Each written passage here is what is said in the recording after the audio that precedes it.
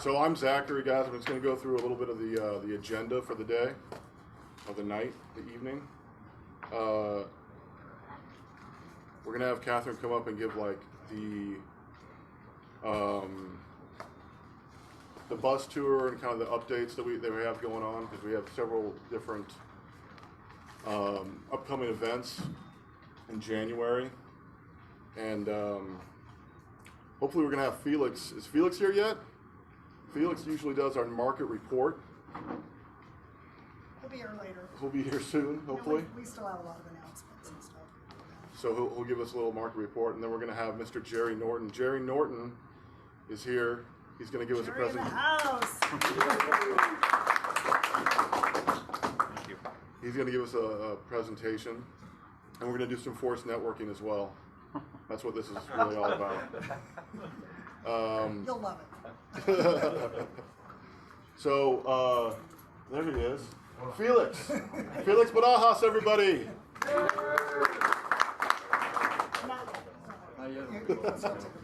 Scared him. Oh, Sniffy's here too.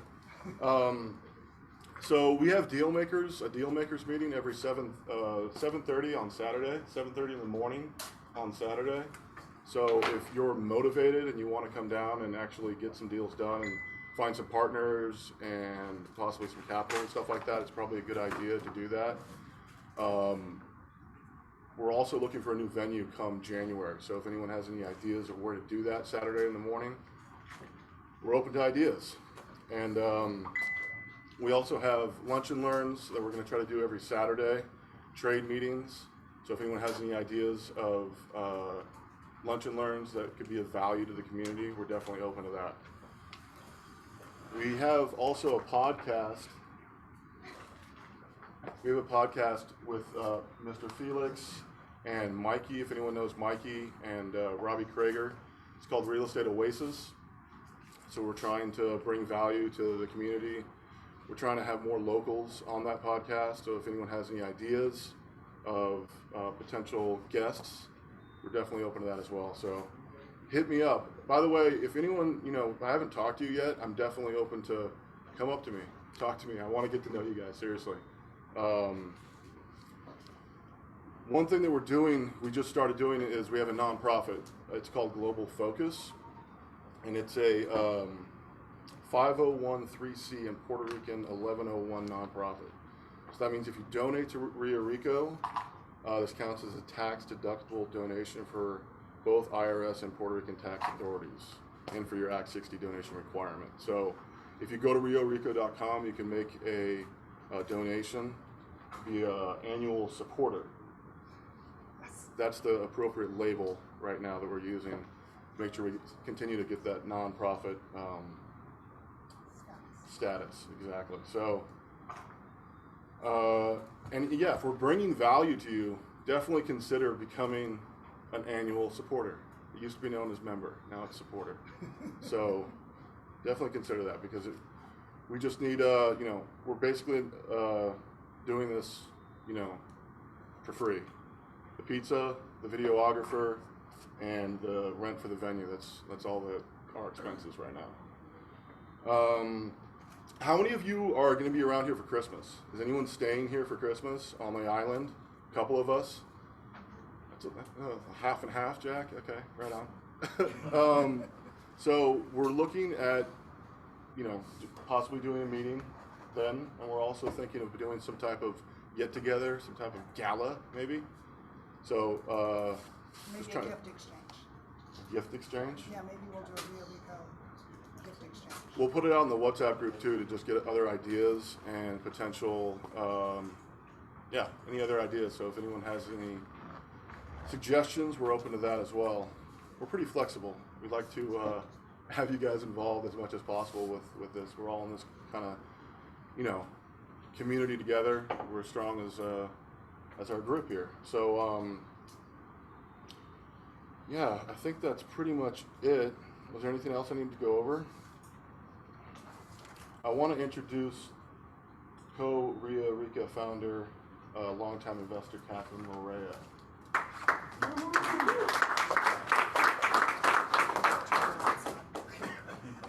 Thank you. you. Sure.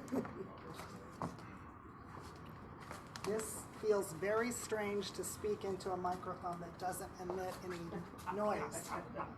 That's pretty bizarre. All right, thank you all for coming. I would just show of hands, how many people it's their first time here tonight? Wow, wow, thank you guys. Thanks for trying us out, coming out.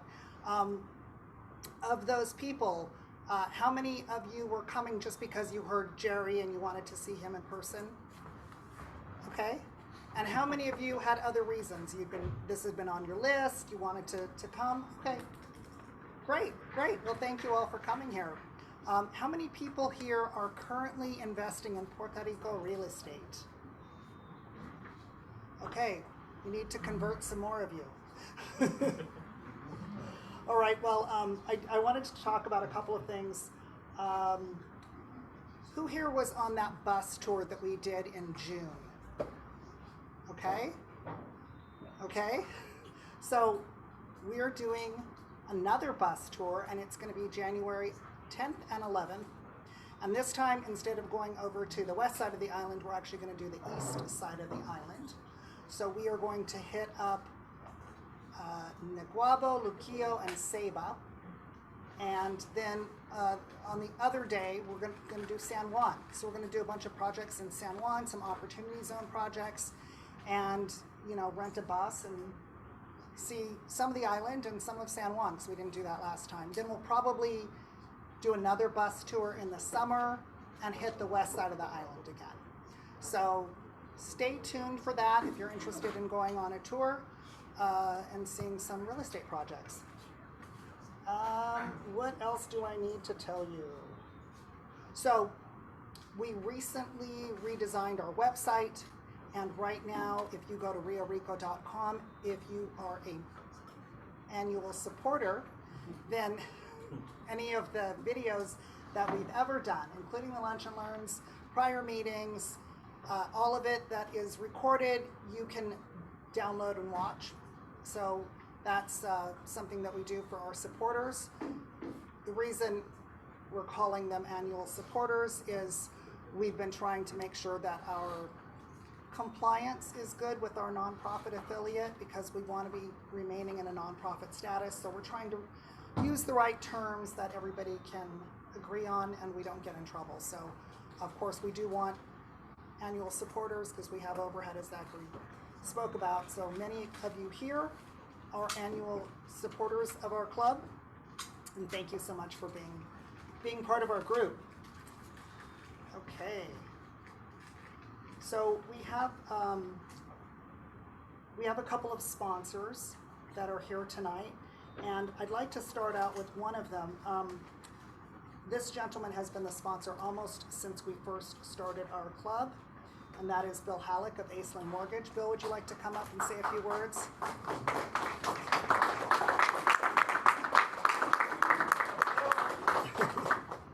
Good evening. How's everyone doing? Thank you so much. Yeah, so this is a great group. They've been around for a bit now, and proud to be one of the initial sponsors and help keep it going and get it going. So my name is Bill Halleck. I've been in the mortgage business for almost 20 years. I write mortgages. So we do conventional, regular residential loans at this stage. We don't have the commercial money, the fix and flip money, all the products that we have back in the stateside. We don't have that here yet. There is a fellow here tonight. I'm going to raise your hand and do an intro for him as well. That does commercial. No, does commercial right there. So if you need commercial stuff, give him a buzz or say hello at the meeting here. But if you have the project finished and you have a 1 to 4 unit and you need to get your money back, okay, how do you do that? You call me and we can get the money back for the regular end buyer, regular user. Okay, that's what we can do. Fannie Mae, Freddie Mac, FHA, those 3 products, we have them. All the traditional stuff, 30-year fixed. I just closed one on a condo in, I want to say it was either Condado or Percent. I think it was Condado, and it was about 3.5. And he paid about $1,500 in closing costs in terms of the bank's fees. He still had to do title, and he still had some other things. But this is not like 5 points, and this is regular vanilla type lending. How long did it take? It was about 45 days, Okay. start to finish, Okay. because we had a 60-day lock, and we didn't have to extend it. So I know it was in that window, so it was probably about 45 days. Great. So, I mean, he was very organized. He had his documents together. It wasn't like chasing the guy around for pay stubs, but he was self-employed, and he did have. Wow. Yeah, no, he was self-employed, so it wasn't like super easy. But we did it. It was a good job, and that's what we can offer. So for real estate investors, I would say typically the way for your own personal residences, that would be a loan that we could probably do. Assuming again we show some income on the books, we got to analyze your tax returns, figure all that out.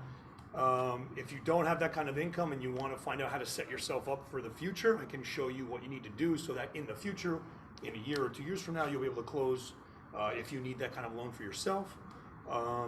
And again, if you're doing projects that you're going to flip and sell off to somebody, if they're 1 to 4 units, that's something that we can do, like a traditional type of a loan. So if anybody has any questions, feel free to ask me.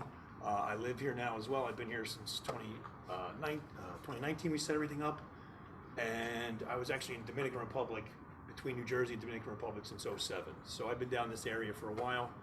I'm looking to personally invest myself to buy, fix, and flip, buy, fix, and hold. I'm also looking for that type of cash to do those deals with. So I will find it, we'll get it, and hopefully we'll be able to do more of that kind of stuff. If there's any questions or anything I can help you guys with, say hi at the meeting here. If I can help you in any way, I'd love to do that. And are you doing any commercial? So over 4 units, like a 5-plex? No. Not yet. I mean, in the States, I have everything. Here, I don't have it yet. I mean, I'm pushing on the folks that I deal with to wake up and realize what an opportunity is. And when somebody wakes up, I mean, there's nothing but, in New Jersey, it's so difficult to find a house to flip. It's not like here where your head's on a swivel, you're like, I'll do this one, I'll do this one, I'll do this one, back home, it's like you really have to go to the sheriff's sale. There's 50 guys there. They're all overpaying for those properties. You're like, this is insane. Here it's like there's much more opportunity in terms of the number of properties that are blighted that are ready to go.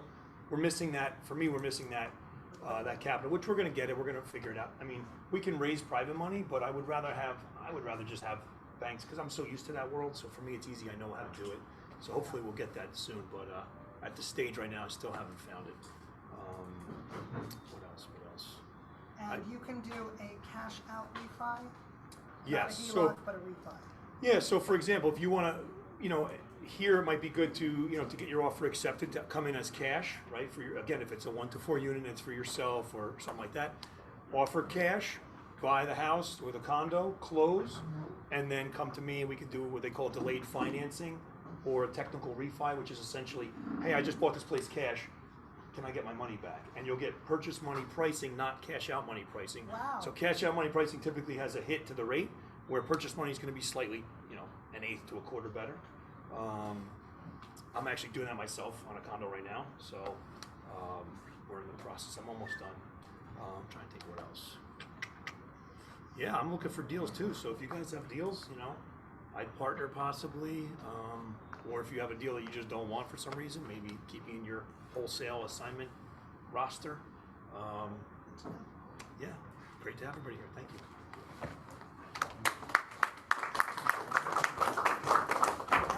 Thank you, Bill. Bill, how do people get a hold of you? You can go. The company. I didn't even say the company. Sorry about that. The company's called Aceland Mortgage. If you Google Aceland Mortgage, ACELAND Mortgage, we're located here in San Juan. You could just go and Google me. If you want to write my cell phone down, I'll give it to you right now. It's 732-857-0280. That's a Jersey number. That's where I'm from. Can you repeat it? Yeah. 732 857 0280. I had to do the translation in my head there. So yeah, and if you just go to the website, you can click on, I even have the little chat icon that's going, so you can be like, oh, what's up? It's usually me behind the curtain there. We do have a staff, but I like that because they're leads and they're usually hot, so I try to keep an eye on that. So yeah, that's it. Let me know. Thank you guys. Thank you. Awesome. Sorry. Thank you, Bill. Okay, next up, we have someone very special and dear to my heart. He studied mechanical engineering at the University of Miami. He lived in Utah for a while working for Goldman Sachs. And then he missed Puerto Rico and came back home to Puerto Rico to live on the beautiful Paradise Island. And now he likes to tell us what's going on in Puerto Rico. So, Felix Barajas.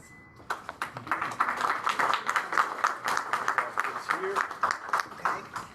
And apparently you need to talk into this microphone even though it doesn't sound like you're talking into a microphone. Really? Yeah, Okay. it's getting recorded this way. Gotcha. Have fun with that. Hi, everyone. I'm pretty sure I met you in the past, Yeah, definitely. right? Yeah. Lewis Hamilton fan. Yes. Yeah. Okay. Yeah. Well, welcome.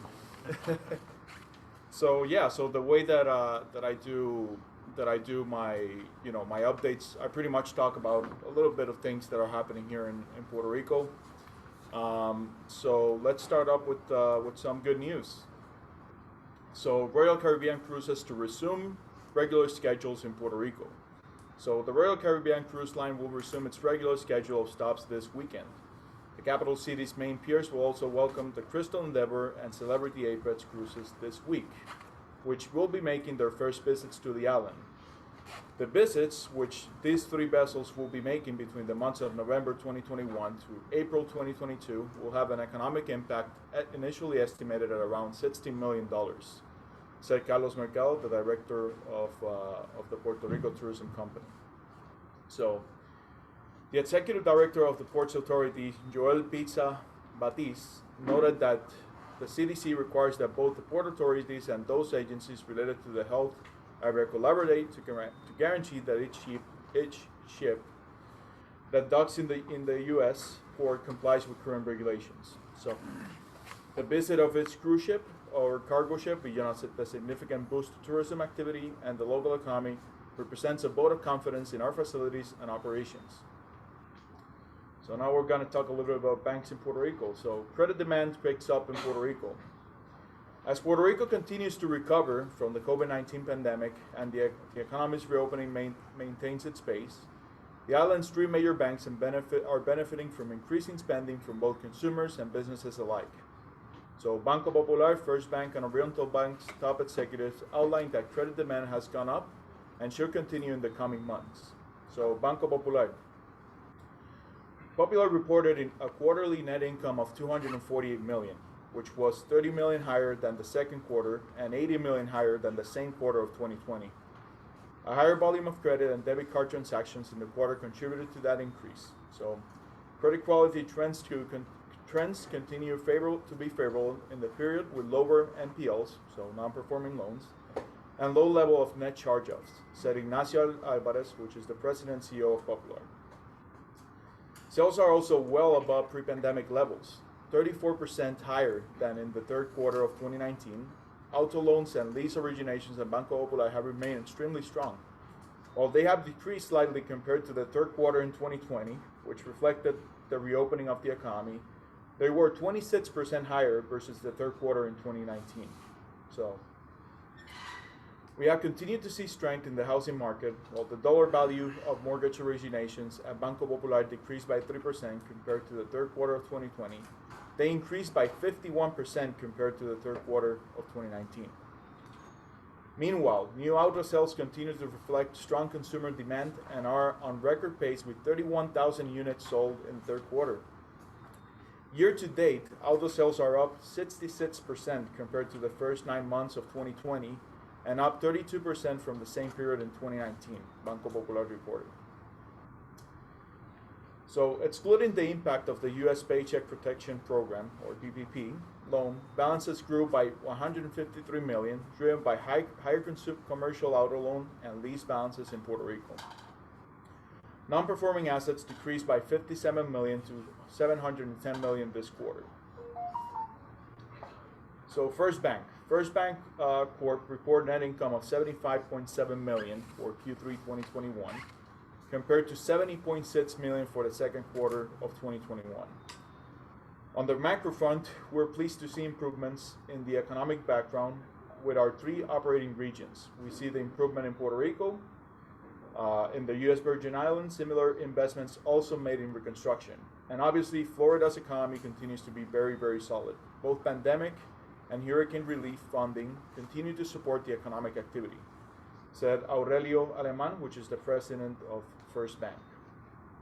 So, last but not least, Oriental Bank. So for Q3 2021, They reported total core revenues of 134 million compared to 133 million in Q2 2021.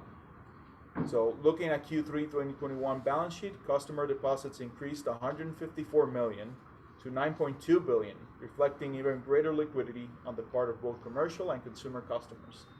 As a result, both cash and assets grew. So loans held for investment declined 87 million, and new loan originations remain strong at 556 million.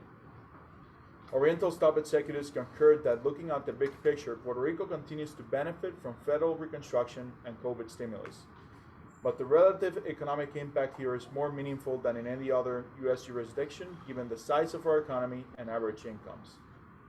So, Discover Puerto Rico to spend 50 million in federal funds to market the island. So, Discover Puerto Rico, the island's destination marketing office, or DMO, will use 50 million in American Rescue Plan Act funds during 2022 and 2023 to expand the marketing campaigns throughout the U.S. mainland and boost promotions beyond the already developed international markets.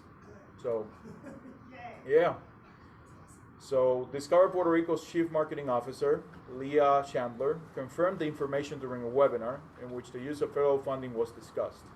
The amount will allow Puerto Rico to invest a similar amount to those of the island's closest competitors, such as the Dominican Republic, Costa Rica, and Jamaica.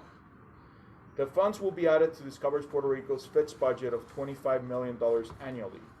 The increase in promotional funds happened at a favorable juncture for Puerto Rico, as the local tourism industry has experienced a phenomenal year, with traveler spending hovering 19% more than 2019, said Brad Dean, the CEO of Discover Puerto Rico. In the U.S., travel spending is 9% lower than 2019, according to U.S. Travel Association and Tourism Economics. While other tourist destinations are surviving, we're thriving. While our competitors are still well below the pre-pandemic levels, we're on our way to make 2021 a record year, Pedro Perlisi said during the event. Meanwhile, Chandler explained that the origination organization developed a plan to use the funds whose main objective is to stimulate the economic development and, from the competitive advantages achieved during the pandemic, pave the way toward a command of tourist markets. It will also promote the competitive advantages of Puerto Rico as a destination, including accessibility, the high rate of vaccinated population, and the cultural peculiarities that allow the destination to be perceived as an international destination for U.S. visitors. Strategies are also being designated to promote Puerto Rico in the content distributed by streaming platforms such as Netflix, Hulu, and Amazon, creating a Spanish version of the Discover Puerto Rico website and explore a new niche among the Hispanic and African American communities. Efforts will be redoubled for visitors to explore the islands beyond the San Juan metropolitan area, she said. And last but not least, we got to talk about Luma Energy. That's why not. So, Puerto Rico court suspends arrest order for Luma Energy CEO. Have you guys been aware of that or not? Yes. Yeah, right? Every Puerto Rican was like really close to the... Huh? You can stop hiding? Yeah. Yeah, he can stop hiding finally. So let's get to it. So, a Puerto Rico court suspended an arrest order for Luma Energy CEO Wayne Stensby, saying the company that manages the island's electricity transmission and distribution system has complied with its instructions to hand over additional documents to local lawmakers. So, lawmakers have been seeking the information from Luma since March. Cueva declared the company in contempt of court on Tuesday after weeks of legal wrangling. So, among the documents Luma initially failed to provide were receipts and timesheets for the months prior to taking control of the grid. In addition, Luma didn't turn over emails, texts, and correspondence with government officials about the deal. Tomás Torres, the consumer representative on the governing board of the Puerto Rico Electric Power Authority, or PREPA, said the executive branch should have compelled Luma to hand over documents months ago. This paints Puerto Rico as a country where you can come and do business and ignore the legislature and the high court, Torres said. It also makes Puerto Rico look problematic in the eyes of investors, he said. In a written statement last Thursday, the company said that it has already handled over more than 5,000 documents in response to Puerto Rico's legislature. The company also accused Puerto Rican lawmaker Luis Raúl Torres of trying to undermine the company through the documents request. So Luma is shocked, bewildered, and deeply concerned regarding the case initiated by Representative Luis Raúl Torres, which is undoubtedly motivated by the politics and interest of groups that oppose the electrical transformation that has begun and that Puerto Rico desperately needs, the company wrote. Luma, to give a quick summary, Luma won a 15-year contract to manage the grid in a semi-privatization of the public utility that has divided the island.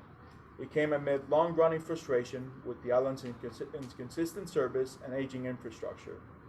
But problems have persisted since Luma took over on June 1st, sparking street protests and legislative investigations. Local lawmakers have questioned the estimated $1.5 billion price tag of the deal. So that's all for today. Thank you very much.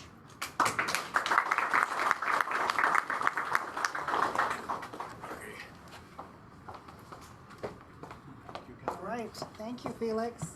I bet you're very happy with Lewis Hamilton this week. Oh, definitely. Yeah. Some good news. That out of the way. Okay. So the next part is sort of like a little bit of an intermission. It's forced networking. So here's what we're going to do. We're going to break up into groups in a minute. Before we do, I always have a really hard, let me correct that. I have previously had a very hard time getting people to come back to their seats. So I'm going to ask for your agreement that when I call you back, you wrap up your conversation and you sit back down so we can continue on. Is that cool? Yeah. Okay. All right. So what we're going to do is we're going to break up into groups based on the color of your name tag. And I've got little signs around the room. So there's going to be the red name tags are going over there.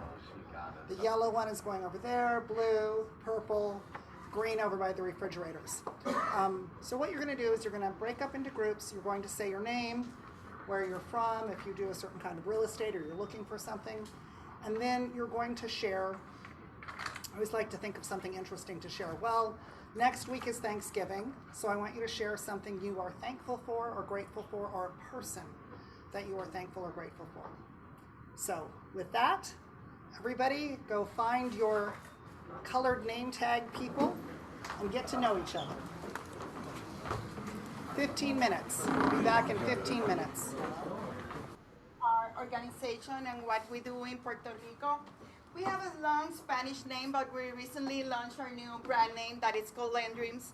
And it means more what we do each day is that we land for business dreams.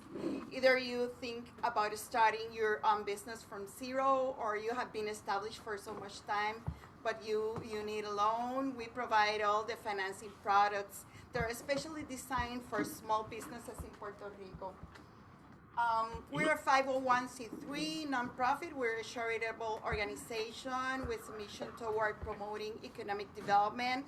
We are also established in 1982, so we will be having our 40 years next year. So we're very excited about what we have doing toward supporting small businesses. And in addition to that, we are certified by the U.S. Department of Treasury as a community development financial institution.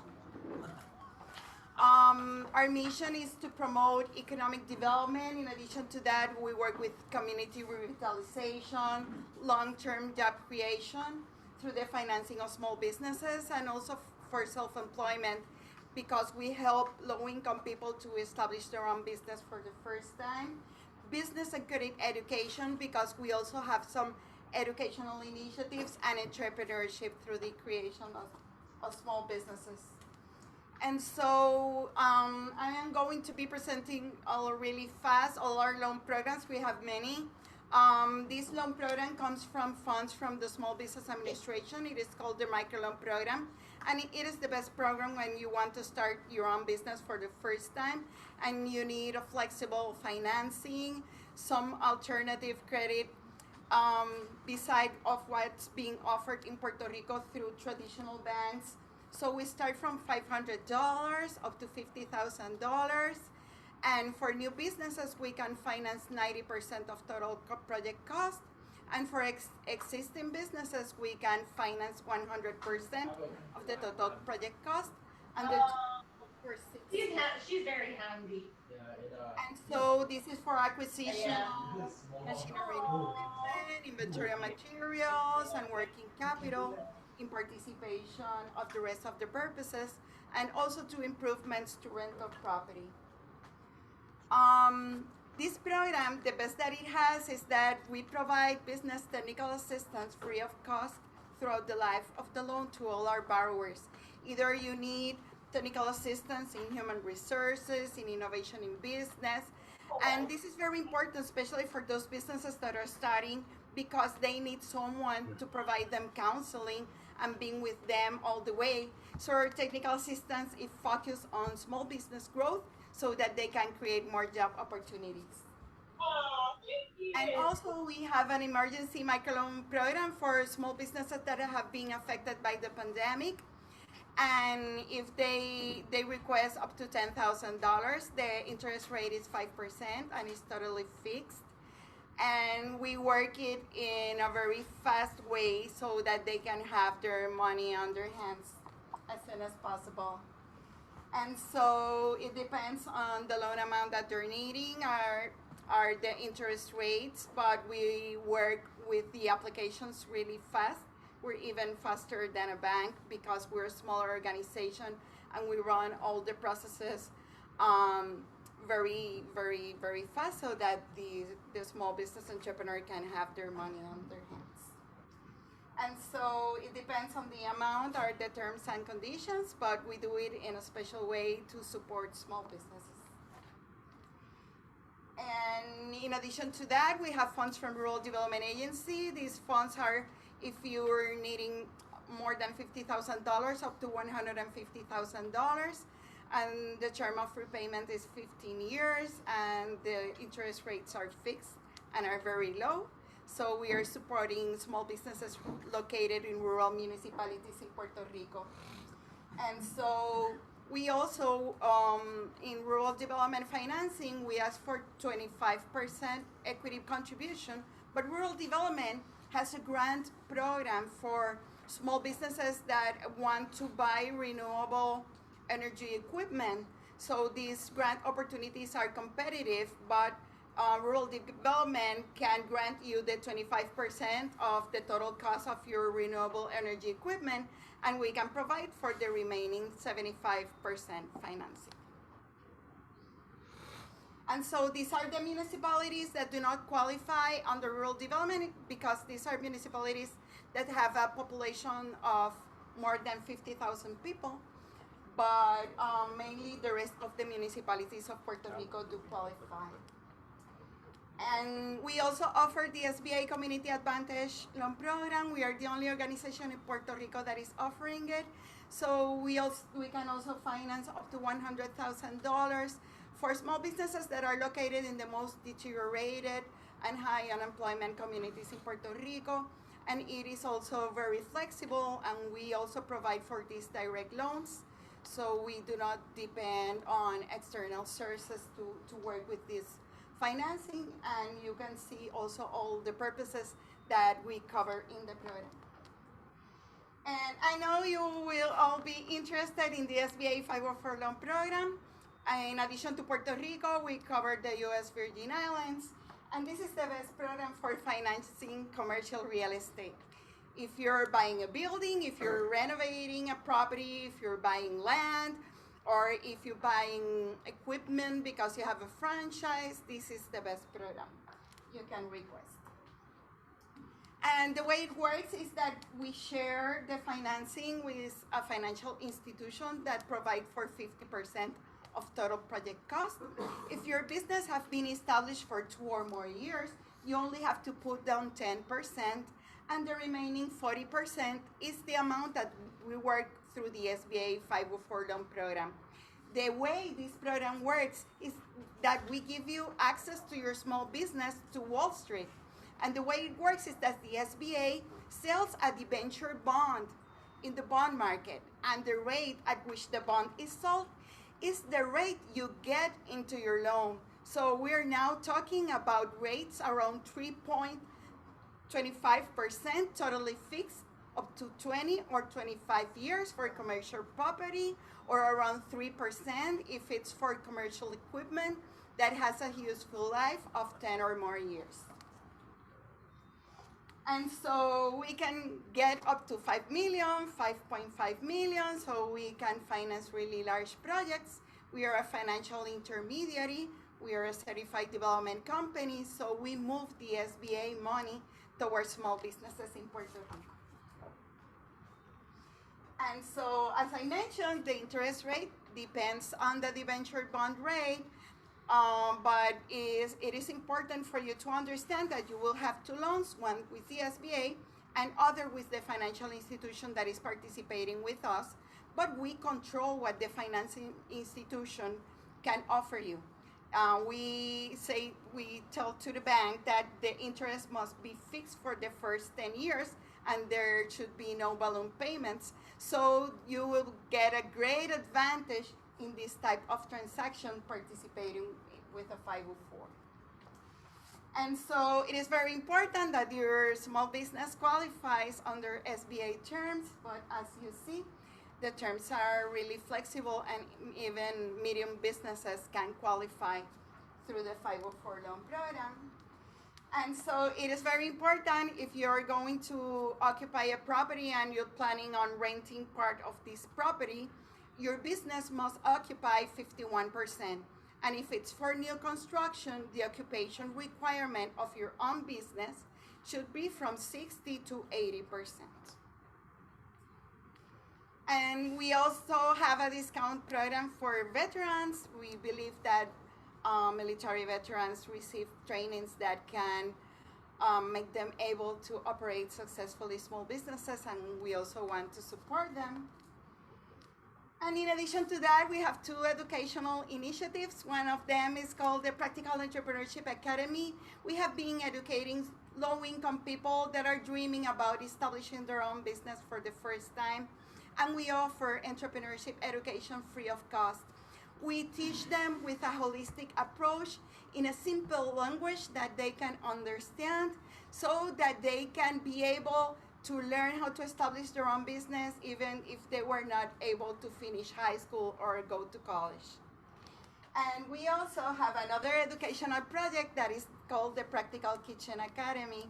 This project, we offered it in a rural area in Aguadilla, and now we're bringing it to the metro area of San Juan because there's a high need right now in terms of restaurants that are not finding employees. So we are going to be training low-income people.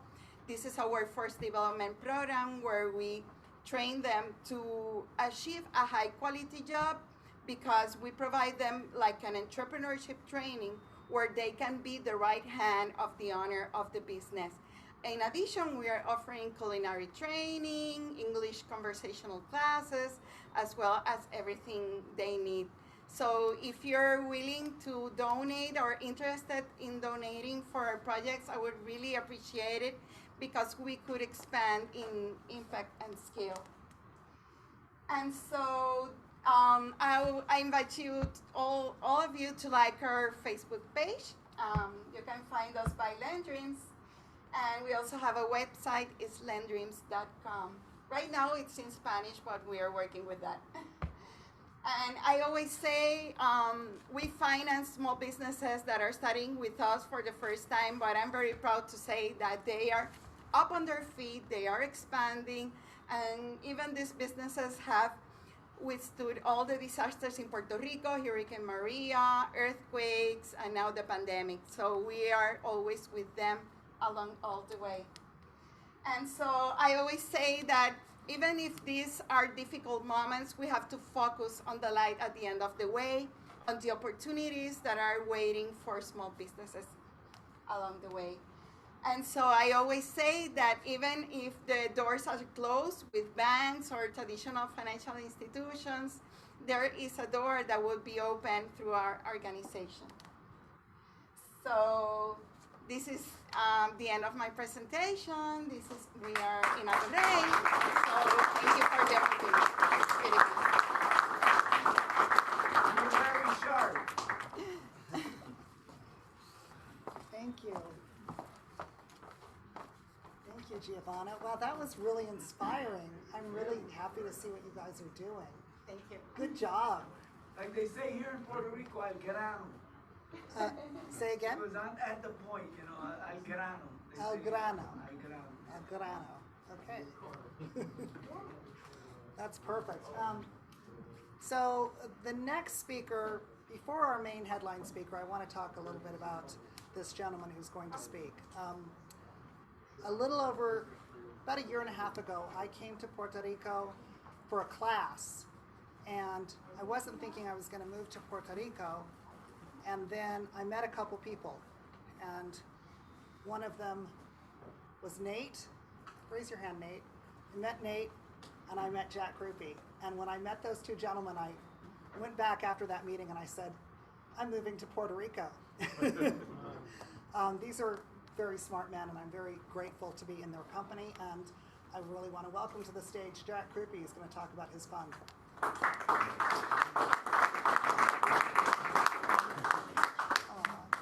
Get out of your way. And you, do you have PowerPoint? Yeah, put it on there. Hey, everybody. Yeah, while you figure it out. So, my name is Jack Krupe. I've been in Puerto Rico since December of 2018. Was in New York City before that. I worked on Wall Street, was actually buying non-performing mortgages in November of 2008 at the heart of the financial crisis. Prior to that, I did all the traditional real estate. I flipped houses. I was a wholesaler, had a property management company. Those of you who've been around the southeastern U.S., if you've ever seen those "We Buy Ugly Houses" billboards, I was a partner in one of those franchises in the early 2000s. So, yeah, I've basically done it all. And as I've kind of grown in the real estate business, I've started focusing more and more on passive investments. It's great and inspiring to see all of you jumping in, getting your hands dirty, rehabbing houses. And, when I got into the mortgage side of the business, I'd always said, no more tenants or toilets. That's why I got into buying performing and non-performing mortgages. I'll add tenants. God bless you all that do the Airbnb thing. I don't want to be having someone yell at me for not having a soap dispenser filled. But with that said, I invest with other people. I've invested in a few projects with Robbie, doing private hard money partnerships. I've also just invested in a deal on Calle Luisa today that it closed today. It's right across from Bottega. It's going to be an Airbnb guest house. They're going to get the 30% Act 74 financing. So there's tons of opportunities on the island. I'm looking for it. I'm Yeah, sorry. it's okay. I literally had like 5 slides because I only have 5 minutes. So I want to make sure I don't go over. I could talk for like 2 hours. So I'm like, I told Zach too to make sure he gives me the hook if I'm. So real quick, I'm a new sponsor of the event. I love to network. I'd like to get to know everyone.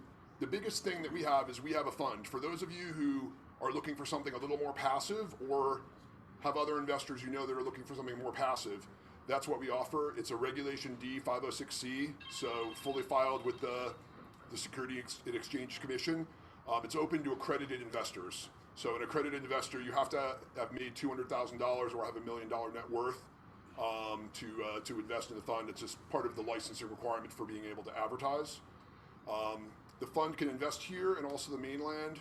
About 80% of what the fund is currently invested in is in the mainland. Our primary asset class is we flip 200 to 300 unit apartment buildings, and we're in all the growth markets: Phoenix, Dallas, Vegas. We just doubled our money in Phoenix in 12 months and 2 days. With that said, we plan to continue to invest both in the mainland and in Puerto Rico. So if you know anyone interested, please reach out. Those of you who are from the mainland, if you have mainland friends that are paying 50% taxes in California and New York, that's one of the groups we really specialize with. So even if you're more of a hands-on investor here, we're just looking to network, and please keep us in mind. And we do save a significant amount of money on taxes through doing the cost segregation and depreciation. And I'm not a CPA, but I've spent enough time trying to save my own money on taxes that I know enough to have a conversation. I just saved my friend Brett $100,000 because I helped him do a cost segregation on a property that is going to basically offset almost all of his U.S. sourced income. One last point, for those of you who still own property or have significant U.S. income, there are cases where you still have to pay Puerto Rico. My friend who I was mentioning, the rate was 24% because it was a corporate tax in the States, but that same tax bracket in Puerto Rico was 33%. So he's going to actually have to send an extra $9,000 check to Puerto Rico in addition to paying his U.S. taxes. So any of you who still have U.S. properties, there's a lot we can do to help you save. You came here to save taxes. We could help you save a little bit more. I had a slide with. You got my phone up at least. So Yeah, do you like that? My cell phone. Yeah, our website is jkaminvestments.com. That's jkaminvestments.com. There's a contact us form. I also have business cards. If anyone wants a card, I'll either kind of pass them out or I'll leave some on the corner of the stage. And I'll be here every month. I've already done business with a number of you, and I look forward to getting to know everyone. I can also just read my cell phone like Bill did. So it's 917 Hang on 1 second. 414 7880. And I'll also post it in the group chat. And I know a couple of people in my networking were asking how to get into the group chat. That's you, right? If That's they want to be Zachary. added. That's Zachary. All right, if you want to get into the group chat, ask Zach. You wanted to do something maybe on Tuesday, right? Oh, yes. We'll post it in the group chat as well, but we are going to try to host like an informal happy hour. It may be Wicked Lily or we may have a different location, but those of you who just want to get together and enjoy a sunset and grab a drink or two, come. I'm going to buy the first round and maybe spend another 5 minutes because we'll have some other people that aren't here tonight and First just talk. round on Jack. Yeah, first round's on me. Yeah. Anything below McAllen 18. Don't try to don't Louis the 14th. Yeah. So with that said, thanks again. It's really great to be part of the club. Thank you. Glad I helped in any way to influence your decision to move here because you're doing great things here. Thank you. Thank you, Jack. I'm Thanks, sorry I don't have everybody. your slide. All right, thank you. Okay, now you've all been waiting, and I'm going to read a little bit about our headline speaker. Jerry Norton is the owner of Flipping Mastery, an education company that helps students flip over $100 million worth of real estate. He's originally from Michigan, and he went from digging holes as a construction worker in his 20s to being a self-made millionaire by age 30. In addition to teaching others how to succeed in real estate, he's the proud father of 10 kids, enjoys boating, hiking, serving in his church, and spending time with family. Please welcome Jerry Norton. Thank you.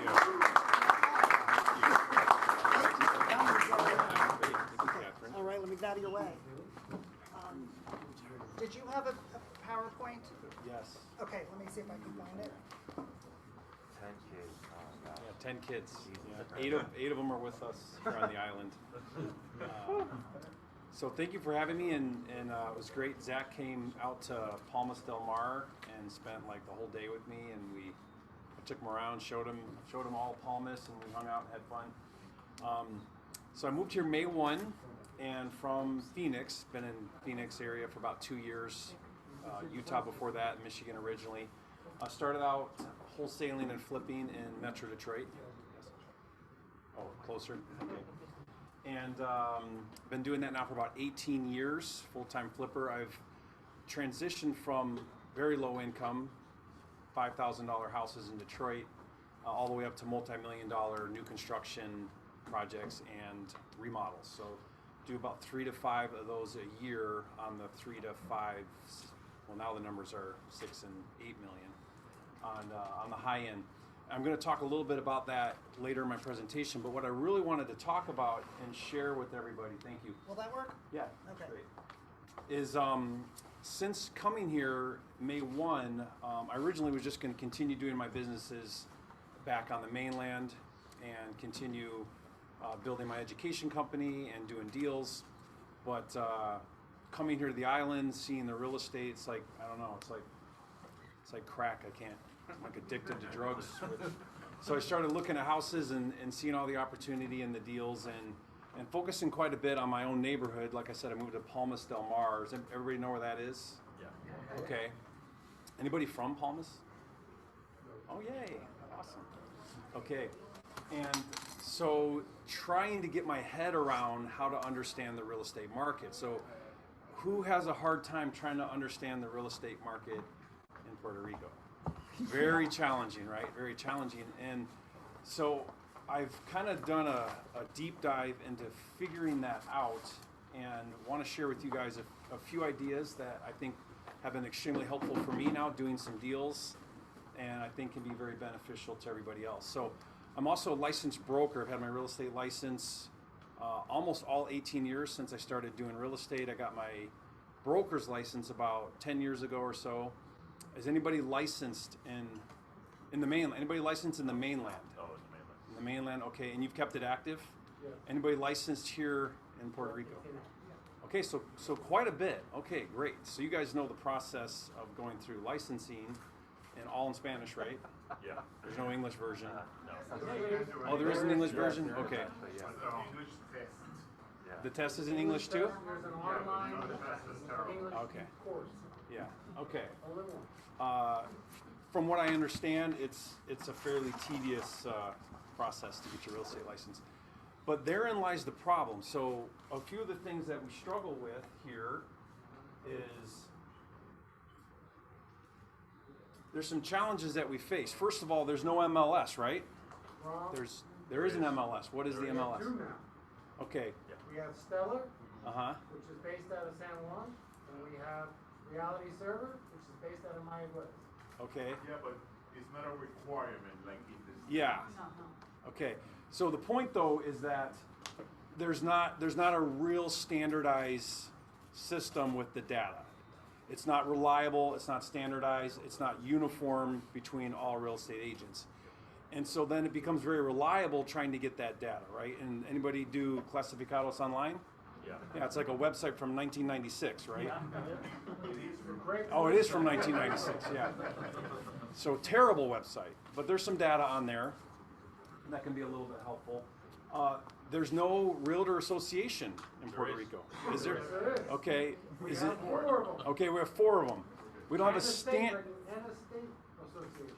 Okay, but it's not. It doesn't feel. My research and everything I understand is it's all real estate agents are not part of it, and so there's this lack of uniformity, and that lack of uniformity causes a real challenge here, because there. And then the third problem is there's not an active licensing board. There is. There is a licensing board, right? But do you guys know what the The key word you want to use is active. active, okay. So without an active licensing board, then the laws and rules are not what? Standardized. They're not followed, they're not adhered to. Nothing happens if you don't follow the rules. Has anybody seen that as a problem trying to do real estate in Puerto Rico? Definitely. Yeah, it's like, who struggles with trusting anybody, right? So you're very skeptical, and rightfully so. The problem is if we're not enforcing the laws and the rules, then it just opens the door for people to do whatever they want. And so there is a problem with that. And so we see a lot of unethical, a lot of illegal behavior. I have on my slides 1 out of 5 is competent. So what I mean by that is, how many of you have seen real estate agents holding deposits in their own personal bank account? Have we seen that? Yeah, that's a big no-no, right? Should not be doing that. How many of you have seen contracts that are very poorly written? Not standardized contracts, right? So there's a lot of things going on that make it very challenging. And I come from the world of data, meaning I can understand real estate if I can understand the numbers.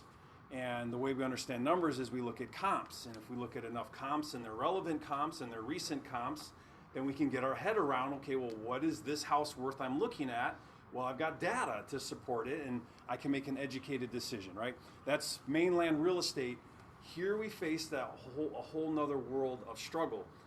At the same time, there's amazing opportunity. Everybody agree? Everybody's here. The phenomenal opportunity.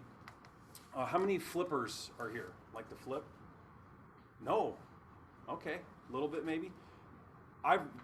My experience has been, you like to flip, my experience has been a lot of vacation rentals, kind of like the thing to do. Is that everybody's for the most part, is that the main focus?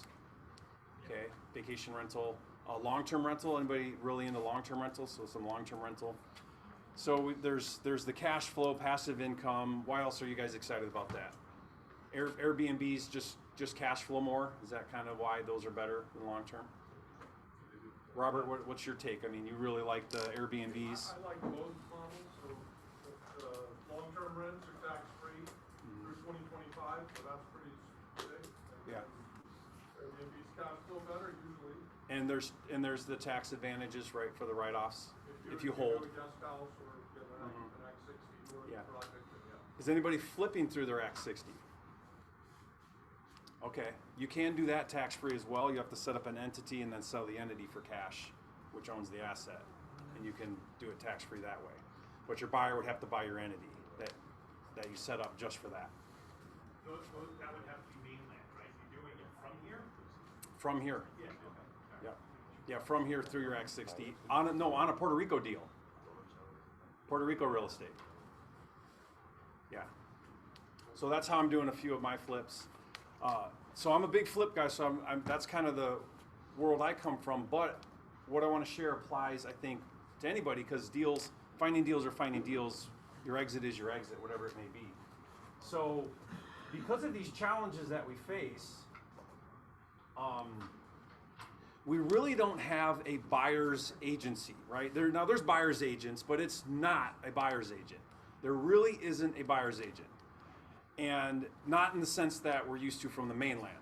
So on the mainland, we have a listing agent, they get 2.5%, 3%, and we have a buyer's agent, and they get 2.5%, 3%. Let's call it 3% and 3% to keep it simple.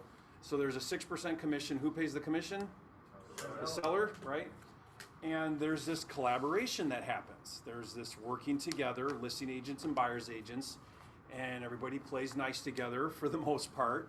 And it's how real estate gets done. And it's, if you're from the mainland, you kind of take that for granted until you come here and you realize, wow, that model really works well, because when I see it not working well, it's a problem. So what I've seen here is there's more like territories. And so agents work more, and they're very territorial, and so they have their own barrios that they focus on. And the goal with these agents is that they want to own their territory. And what I mean by own their territory is they know everybody, they know everybody's price, and everything is for sale, right? Every seller has a number, and these agents that work that barrio, they know the number. Okay? And if you don't think this is how it works, this is how it works. And so the agents have their territories, they have their neighborhoods, they know every single house that's going on. I've driven around, I'll share how to do this. I've driven around with agents, and they tell me every single house in their barrio. They know who the seller was because they probably sold them the house 5 years ago or whatever. They know their number, they know what's for sale, and this is all non-public. This is all off-market. This isn't listed somewhere, but who knows it? The agent in that barrio knows it. And they hold on very tight to their listings. And when I say hold on very tight, what do you think I mean by that? What do? They don't do co-broke. They hang up on you when you say you want to co-broke. Yeah. They do not want to work with another agent. And part of understanding that, who's wondered why? What's the problem? Why? It's not just the commission split, because agents in the mainland don't want to share their commissions either, or they would prefer to get all the commission, right? What's the problem? The connections and the knowledge. Okay, competence, working with somebody else. Someone's in their territory thing? A little bit of in your turf, yeah. The real issue is if another agent screws me, nothing is going to happen. What am I going to do? Call the licensing board? Right? So then agents do not trust the other agents. So I'll give you an example of this happening in my neighborhood. When I bought my house in Palmas del Mar, market's blowing up, right? Mine was off market, pocket listing, not listed for sale. I happened to find the barrio agent that knew that seller, made the right connection, ended up getting the deal. Totally private, totally off market, for sale. The seller wanted a 60-day close, so we scheduled a 60-day close. This was in March, we moved in May. From the time we went under contract to when we closed, that seller was approached. Word got out. That seller was approached by guess who? Other agents. And what was the language from the other agents? Your other seller.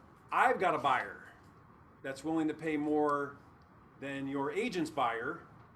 Let's cut them out. Let's do a deal. Okay, now what would happen in the mainland if that happened? You lose your license and probably pay big fines, and that's criminal activity, right? Is how that would be. And you have to have that so that those things don't happen. Does everybody follow what happened? Another agent comes along with their buyer willing to pay more than my agent and my buyer and is trying to cut out another agent. Were you under contract at the Yes, under contract. Right, so it's supposed to be. Well, it means nothing if no one, right? What's it mean? So luckily, the seller had integrity. He had 2 offers from agents, one for $250,000 more than my contract, and then a second one about a month later for $500,000 more. And the only thing that kept the deal together was the integrity of the seller, really, because he could have just said, "Okay, see you, Jerry," and go with this one. If he didn't have that integrity and he did breach the contract, what would your recourse have? What would be my recourse? Yeah. Who am I going to call? Ghostbusters. First of all, you have to read the contract that you wrote to see what. Well, yeah, but a contract's meaningless unless what? Well, it's enforceable. It's enforceable. Yeah, they are. And what am I going to do? I'm a gringo. What am I going to do? Well, yeah, I'm going to sue him, but where's that going to go? Right? So, second story, 2 streets down. This is after I moved in a couple months later. The very same thing happens with a friend. So he calls me up and says, "Jerry, you're in real estate. I've been under contract for 2 weeks." Agent calls me up. So same agent. Agent calls me up and says, "Hey, no deal. We got another offer that's higher." And he says, "Well, we're under contract." He says, "Well, yeah, but, another buyer, higher price. Sorry, you're out."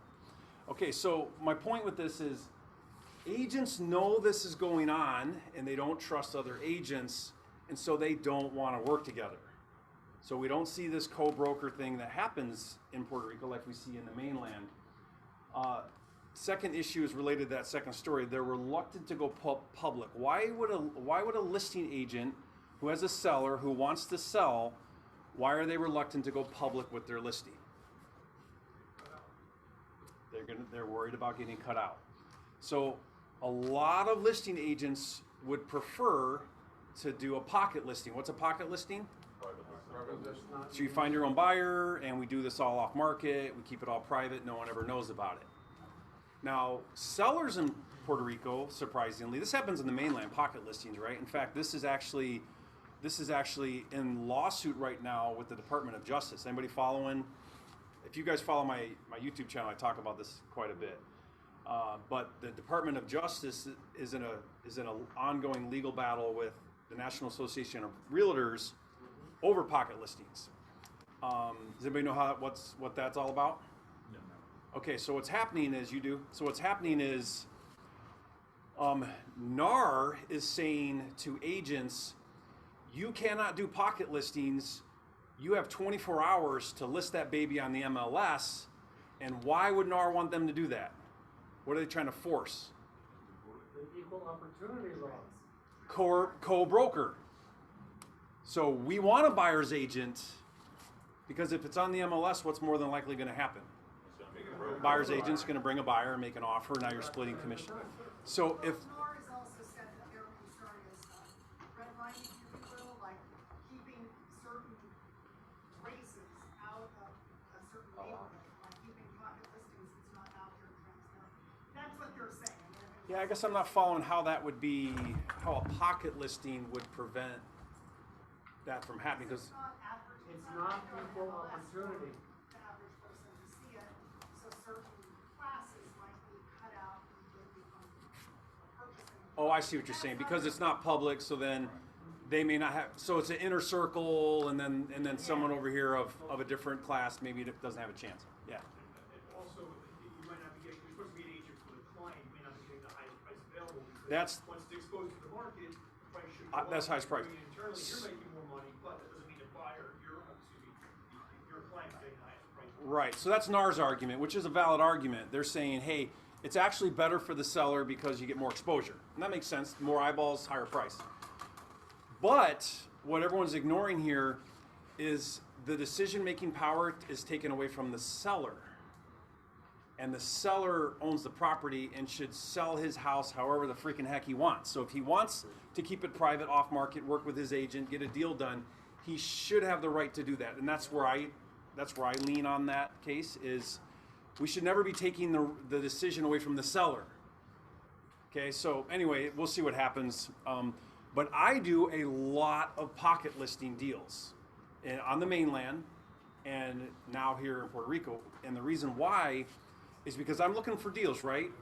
And so if I can build relationships with agents, and some properties don't fit retail anyway, now in Puerto Rico I'm finding that's a totally different story, and those agents can call Jerry and say, hey Jerry, I got a seller, distressed property, I'm gonna list it on Friday, it's Tuesday, but this is the number they'll take. They would prefer private. They would prefer having no pictures on the internet and their house listed and showings and inspections and all of this. They would prefer not to do all of that. And I can work out a deal off market. Is that a good thing? If you're an investor looking for deals, that's a beautiful thing. Now imagine if I've got 20, 30, 50 agents all calling Jerry saying, hey Jerry, I got the deal. Hey Jerry, I got a deal. And that happens 5 times, 10 times a year. What just happened to my business? X, 10x. Yeah, and I tell that agent, you charge whatever fees you want to the seller. If the seller's already agreed to pay 6 and you get 6, good for you. If you want to give them a discount 5 or 4 because there's no other agent involved, whatever you want to do, I don't care, right? Because seller pays it anyway. So that's been a model that's been extremely effective for me as a real estate investor. How many of you work really hard working with private sellers? I know I talked to you about cold calling. On the mainland, you do Tennessee, you're cold calling. You land a private where you find the seller yourself, that's a one and done, right? They're gonna be ready to sell again in 7 years or whatever it is. But repeat referral business is game over. And it doesn't cost you anything. I don't pay a dime in marketing to have agents do deals with me. Because who pays the commission? The seller. Right? So this idea of working with agents and doing pocket listings, also knowing in Puerto Rico that pocket listings are how it's getting done. And it's getting done on every level, but you know where it's really getting done? The higher up in price point you go, the more this is happening. I would say in Palmas, in the higher price points in Palmas, I'd say 75 to 80% of transactions, there's an agent involved on every single one of them, and they're all private and they're all pocket listings. No one even knows about them. They're not on Clasificados, they're not on Zillow, they just are happening behind the scenes. My house was a prime example. Okay, so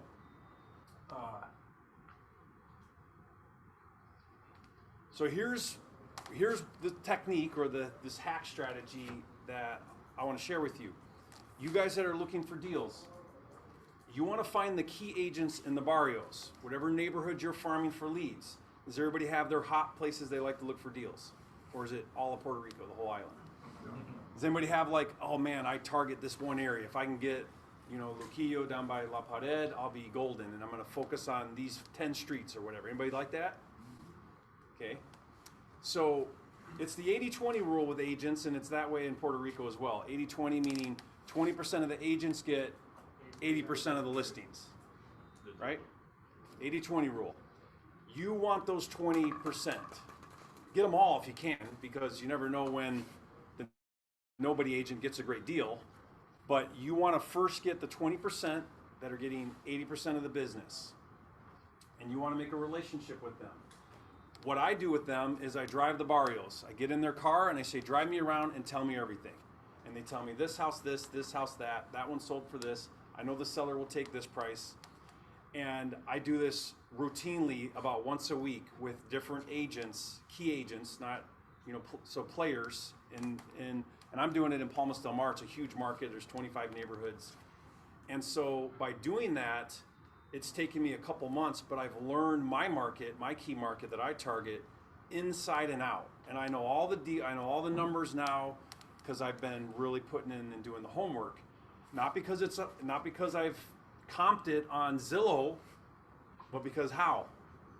Yep. I got this private data, not available anywhere in some agent's head. But I've learned the numbers now too, because now they're telling me that house just sold for this. And I'm like, it did? When? Last week that house sold for 3.2 million. And no one knows about it unless you somehow research out that house, right? So I kind of feel like I now understand the market in this roundabout way. And that's what you're gonna do. You're gonna learn that market, driving with those key agents, asking them, finding out what's going on, and you're gonna find the deals. So I ask a ton of questions. I wanna know everything that's going on. Why are they selling it for that? Would they consider less? You know, when are they gonna be ready to sell again? And all these questions will help you really learn the market. So here's the script. I like to, if you guys watch my YouTube channel, I like to do a lot of scripts because it's helpful to know what to say, right? So this is kind of the language, this is the dialogue you want to have. I have access to cash, and I also work with other investors and buyers who have cash. What am I saying there? What does that sentence mean? You have cash. I'm a wholesaler. So first and foremost, I hope everybody in this room is a wholesaler. All that means is if you get a good deal and you can't take it down, there's somebody else that will want it and you can get paid. So should everybody in this room be a wholesaler? Yes. Right? All it means is, well, that deal doesn't fit for me, or I can't take it down, but it's a deal. I'm going to call Robert or Brian because I know he's looking for a deal. And Robert, will you pay somebody 10 grand if the deal fits your numbers? All day long. You don't care as long as it's a deal for you. Okay, so, but you don't want to say I'm a cash buyer if you don't have the cash, because what's that called? Dishonest. Which wholesalers say, oh, I'm a cash buyer, I'm going to buy your house for cash, and they have 45 cents in their checking account. So say I have access to cash, and I also work with other investors and buyers who have cash, and we're looking for properties to purchase to either hold for rental income or flip for profit. I know you come across distressed properties and there are motivated sellers who are looking for an as-is cash buyer, quick private transaction. That's what's going on, and that's what these sellers want, a lot of them. They want a private transaction. When you do, I'd like to be your cash buyer. You can charge whatever commission fees to your seller, and this is something I don't do in the mainland, but I'm doing in Puerto Rico. On top of that, I'll what? I'll pay you. Will they gladly take money from you? They will gladly take money from you. What does that look like? Whatever you want, because is there rules in Puerto Rico? No. I mean, there are, but they're not enforced, so then therefore they're not. Right? So they'll take a separate commission. They'll take it off the closing statement. They'll do all the things you don't do on the mainland, they'll do because they can, I guess. So like I did one where I gave the guy a golf cart. He was thrilled that I gave him same as $5,000, but so so that's your script. Is that helpful to anybody? Everybody? Whoops. Hold on, I messed that up. Okay, so I'll give you an example of one that I recently did over in Palmas. This was a pocket listing. Agent called me up, said, Jerry, this is a seller. It's fully furnished, doesn't need any work. House is totally fine. He's got a major illness, has cancer. He needs to sell, and he needs to sell quickly, and he'll take $500 for it. So I said to him, this is in a big neighborhood, right? I said to him, you're going to spend an afternoon with me, and you're going to teach me, because I didn't know that neighborhood. I said, you're going to teach me that neighborhood. Meaning what? What do I need to know? If I'm going to buy for $5, what do I need to know?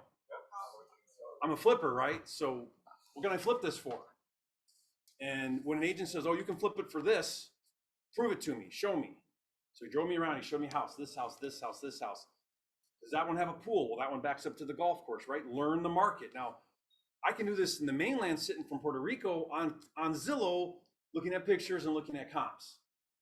Okay, so drove the neighborhood, figured out my number. This agent who brought me the deal charged the seller how much? 6%. Yeah, seller was willing to pay 6%, and he got 6%. Here's all I did. We have an Act 60 American WhatsApp group in Palmas. I put a post on there, hey, house over in this neighborhood, asking 625. And what's the inventory like? Low. What do you think it's like in anywhere where Act 60 people want to live? What do you think it's like? There's nothing. No rentals, no houses to buy. There's nothing. I'm going to talk about that next in a minute. So I put it on there. Got a Act 60 cash offer who's approaching his second year, which means what?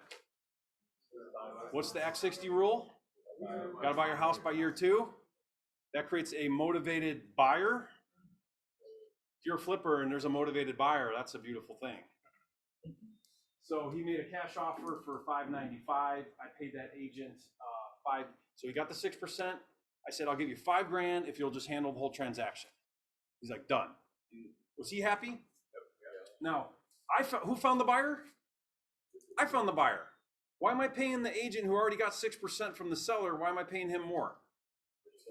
Do you know how many? This guy blows me up, and he's one of the 20% in that market. Knows everything, everybody. So guess who's calling me about all his cool deals? You do this one time, and that agent is going to love you for the rest of your life because you've proven yourself, right? So hit him that, and I said, but you got to handle the whole thing. So he handled the transaction and the closing, and so that's the one I gave a golf cart. I said $5,000. It was fully furnished with the golf court. I said, I already have 2. You can have that. Which I need 2 because I have 10 kids and we're going to soccer club and running club. Okay, so this is that's coming out really small. Can you guys see that? So I screenshot a text I got yesterday. I'll read it to you. It says, so this is another agent, another 20% agent. She's a player in that market. I've already done one deal with her. So who's she calling? Who's she texting? Jerry. All right, this because I did the deal with her. So I've proven myself. So she says, Palma Marina Club, condo, Fisherman Village, 3-bedroom, 2.5 bath, whatever. That's not the important part. Here's the important part. Owner will accept $225 fully furnished and equipped. Low maintenance fees, no short-term rental. So Robert's not interested. And then, so then I responded. I said, interested. If I buy it for cash, what can I flip it for? Right? So she says, at the moment, I'd say $275 at least, maybe more once you can do some cosmetic stuff. You can also rent it for $3,000 a month, blah, blah, blah. So I replied, tell the seller $200,000 cash, close in 2 weeks. Let me know what they say. So I didn't even talk to her. That's it. Right? And I'm waiting to see what the seller says. What are you planning on doing with this if you do get it? Do you want to do a rental? No, I don't want to do a rental. Yeah. Okay. This sounds like brain damage to me. Yeah. So, I mean, I might. I'm finally, it's been 18 years of flipping. So there's a little bit of like maybe $3,000 a month, long-term rental, but you can't Airbnb it. Why not? There's just a zoning in that condo says no. Although I found out that if there's rules and we don't enforce them, the rules don't matter. So there's people in there doing it in that place, but the zoning says no. So I guess you can't. Okay, so just wanted to share a couple examples of how that works. Helpful? Who thinks this is kind of interesting? Who's going to try this technique? Okay, I promise you're going to find some good deals and you're going to get the inside scoop on what the heck's going on in your key barrios. Okay, so switching gears now. A lot of people have asked me, well, what's your plan in Puerto Rico? So here's my plan in Puerto Rico. I call it my $1 million plan. I don't know if this is accurate or not. I've heard there's 3,000 Act 60 applications a month right now. Has anybody heard a number similar to that? Per month. Yeah. It feels that way. Like when I go to church and I go to the new get-togethers in my community, it feels that way. I've been there May 1 and I feel like a veteran. Like, who are you? Who are you? Who are you? We just moved here. So 3,000 applications, maybe that's right, maybe it's not right. A lot of these Act 60 people are luxury home buyers, right? They're coming to save taxes, they're successful, making money. Act 60 has a rule where you have to buy a house by year 2, making them motivated buyers. And there aren't very many communities that they're moving to. Right? They're going to San Juan, a few areas in San Juan. If they're big money, they'll go to Dorado, which is anybody follow Dorado real estate? Oh, that's blowing up. Yeah, just go look at Zillow for fun. Last Sunday, there was a $29.9 million spec new construction home listed for sale. Oh, Spec they moved flipper. it up to 31.1. No, they bumped it, probably because they got 5 offers on the first day, right? So Dorado, you have Dorado, and then you have Palmas Del Mar where I live. I think Palmas Del Mar is the sweet spot because it's still fairly affordable if you compare it to Dorado. And there's golf courses, there's all the things, community. So it's a very a lot of families are going there. And so a very huge influx of Act 60 people coming to Palmas. But really, I mean, I don't know the rest of the island. Does anybody know other areas where Act 60 people are going? Where? Rincon, yeah. If they don't have kids, Rincon. If I didn't have kids, I'd go to Rincon. I love it out there, right? Where else? Miramar, okay. Yep, where else? Rio Grande. So any of these communities that are going to be a little more luxury, if they're gated, if they're bigger size homes, all of those things that luxury want, there isn't a bigger opportunity in real estate if you want to flip than that, because as we've seen those prices, what they're doing right now. Okay, so what I'm doing is, I come from a little bit of a background with new construction, is I'm spec flipping. So I'll just tell you my first 2 deals I'm working on right now. I'm almost through my plans, my architectural plans. I bought in Palmas 2 ocean view lots. Now, Palmas is cool because it's really hilly, so you can get views, and these are great views. So I bought my first lot for $220. I'm doing a little over 6,000 feet. I build in Scottsdale, Arizona, which is very luxury market. I build there for $250 a foot. So I'm using a $300 a foot budget, probably double my time too, right? I'm hoping not, but I'm going with $300 a foot. That puts me at a 1.8 build. So all in for 2. Guess what the number is today for new construction, 6,000 feet, pool, view in Palmas? It's $4 million. By the time I'm done building, guess what it'll be? It'll be 5 or 6. No, it'll be 5 or 6. Yeah, it'll be 5 or 6. In a year. In a year, it'll be 5. 2 years, it'll be 6. Okay, the second lot I bought is on a different street, also view, a little bit closer to the water. On that street, my neighbors around my lot, the second lot, are $6, $7, and $8 million homes that have sold, so they're a little bigger. So I'm gonna go 8,000 feet on that one. I figure, you know what, I'll probably have to do a little bit nicer finishes. It's just a different location, really. So, you know, I'll be all in on that thing for what, 2, 3? Yeah, a little over 3.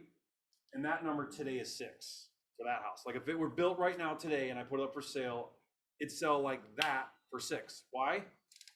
There's no houses for sale, and there's people that will pay 6 in a nanosecond that are Act 60 people, and there's no houses for them. How long do you think it's going to take? My goal is 18 months. I build in the States. I build this size in 12 months. Well, pre-COVID I did. Now I can't. Yeah. So I'm hoping 18 months. Now, if I have to, I don't want to do this, but if I have to, once I get my shell, what's your shell? What's the shell here called? What is that? It's all cement, so it's just your cement structure. Yeah. Once I get the shell done, I might fly in guys from the States, put them up. Yeah, if I have to. If I can't find labor, or I can't find reasonable labor, then I'll fly guys in from the States because they'll come work. Okay, but look, who likes those margins if you're into making money? Good margins? Yeah, pretty good deals. And I'm also working on another 20 lot development project that we're almost have under contract. We've been going back and forth quite a bit.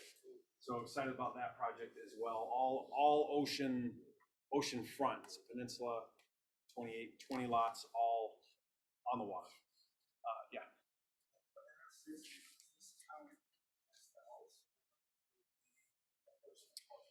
I don't think Act 60 mandates that it has to be your personal residence. I don't think it does. I think you have to buy real estate by year 2.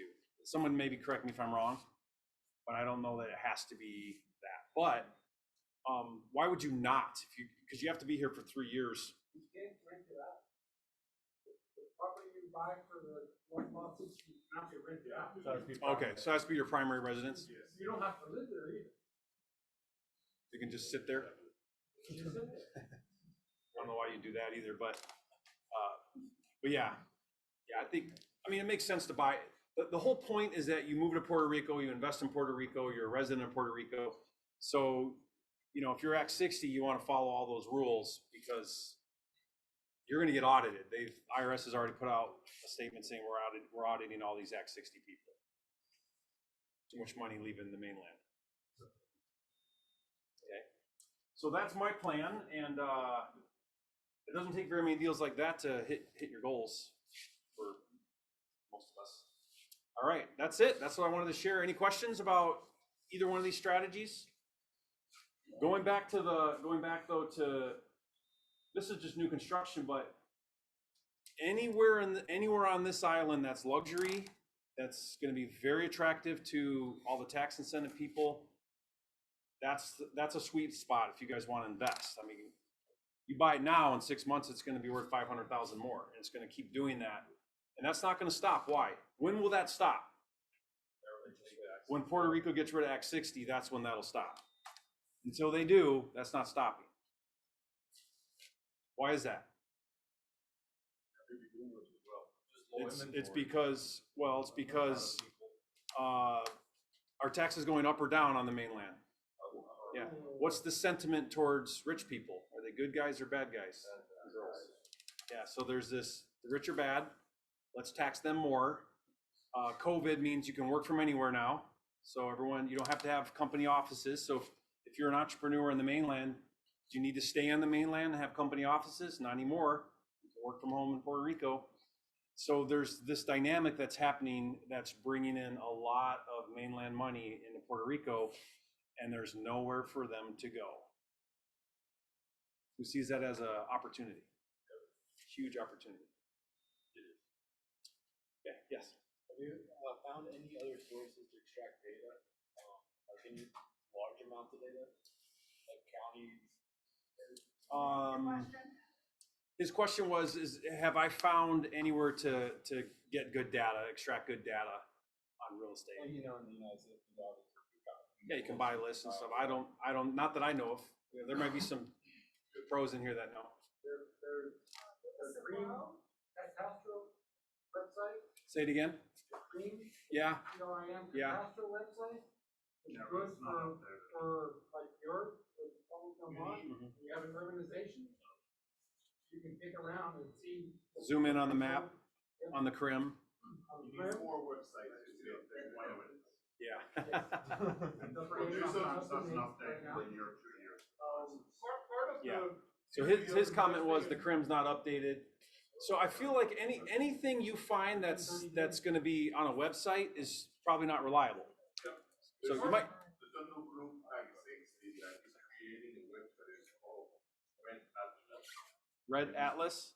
There's going to be a website only for Puerto Rico with all the information because it is a problem we have here. Yeah. So you're saying someone's going to simulate the data and create an actual. They have partnership with other bankers. Mm-hmm. And they're resourcing the data to put it together. Okay. Trying to do kind of an. It needs to happen. I mean, how do we not have centralized data? I mean, how do we not have that? Right. Take advantage of it while you can. Yeah. Use it to your advantage. Real estate investors, by the time everybody's got good data, deals will go away. That's right. I mean, do what the guy said, drive around for 10 hours a day until you find a deal. You get all the data you need. Yeah. Yeah, I mean, door knock, and you're going to be miles ahead of everybody else. Okay, and then when you're driving around to a real estate agent, he tells you, oh, this was sold for that, that was sold for that. What do you do to verify that? Just make sure it actually sold. Or do you just go by his building? Well, I mean, there's at some point, yeah, but I mean, you're talking now the 20%. So I can sniff out a BSer real fast with agents. Like, because if I ask them a question and they go, and I see them thinking about it, they don't know. A good agent knows the answer. If I talk to an agent and I say, what will this house I'm looking at sell for when I fix it up? If they don't know that number, they're not a good agent to me. I mean, meaning they're not a key top selling agent. Top selling agents know their neighborhoods, they know their numbers, they know everything that's happened, because that's why they're in the 20%, because they know what's going on. So if you're with them and they don't know what's going on, wrong agent. Or at least they will do the homework before hitting the street with Yeah. Don't spend a day with them if they don't know what they're doing. Yeah. So definitely weed them out. Make sure they are the top producing agent in that barrio, and then they'll have all the answers. Yeah, you'll know right away. Is there a certain way you think Just start talking to them and ask them. Yeah, just ask them questions. Find out what they're doing, how many transactions they do, how long they've been there. See who else knows them. When the same agent keeps coming up, then now you know, okay, this agent is working with a lot of people. They know everybody. Yeah, but it doesn't mean they have a website. Doesn't mean their website's any good. Doesn't mean they have a nice office. Doesn't mean any of that. That's not what you look for. You just want to talk to them and see how many transactions are they doing, and do they know what's going on in the neighborhood that you're trying to work in.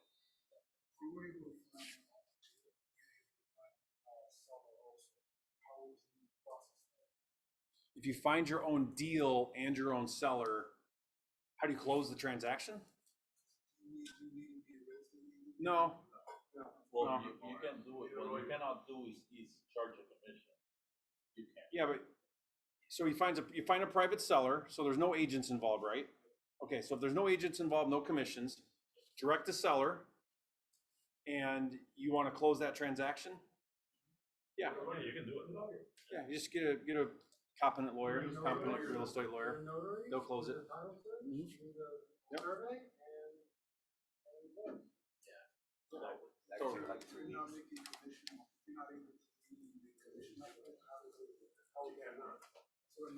Well, you're not making a commission because you're the buyer, I thought. So I'll give you Okay. I have a buddy back home who wants to say, I want you to find me a condo.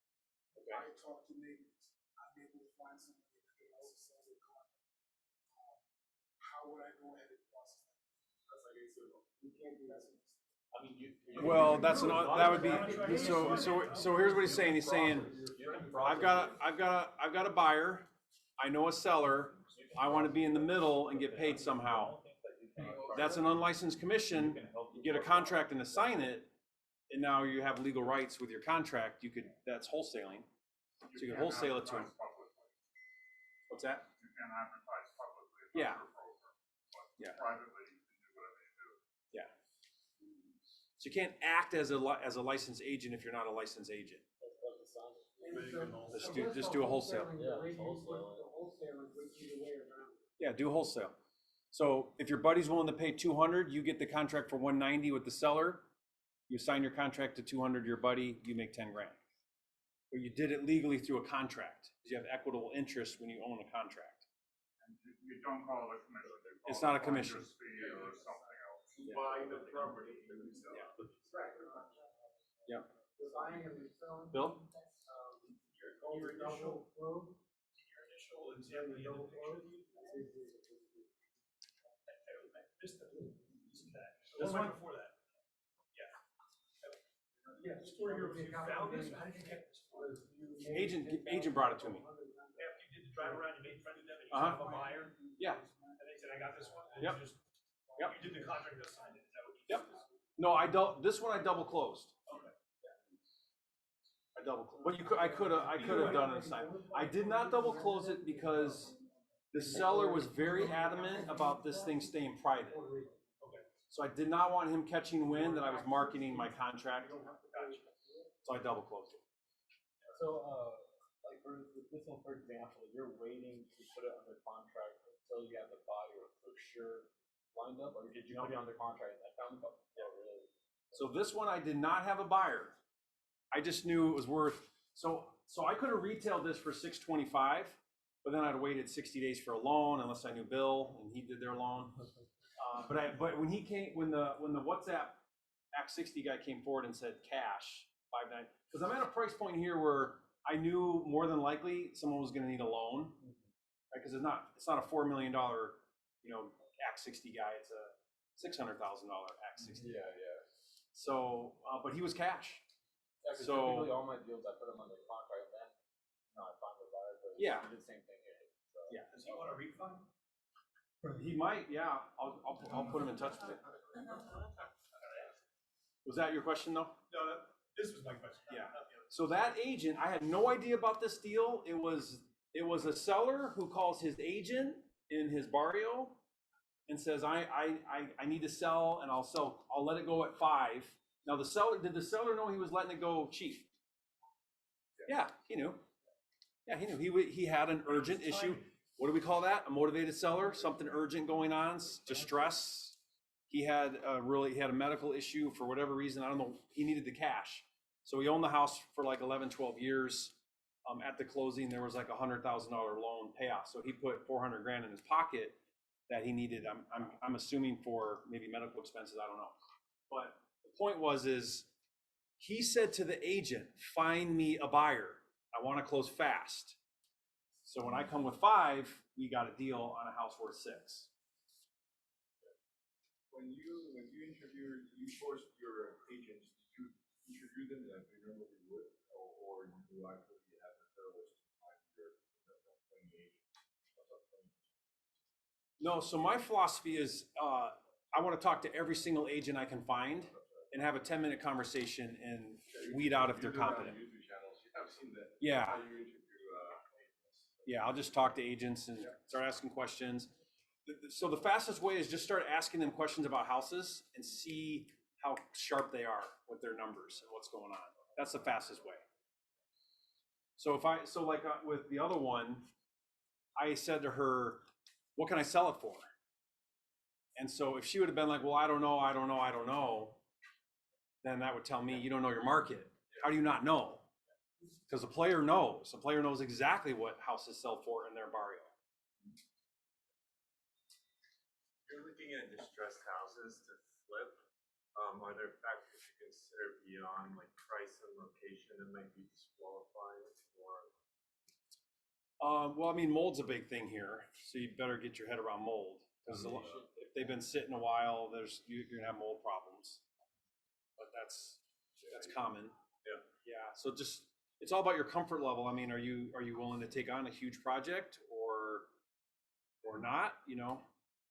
If it's your first one, I wouldn't take on a gut. Maybe start with a carpet paint type. Is that carpet? Carpet, no. Yeah, I mean that's a phrase. Okay, so tile and paint, not carpet. Tile and paint.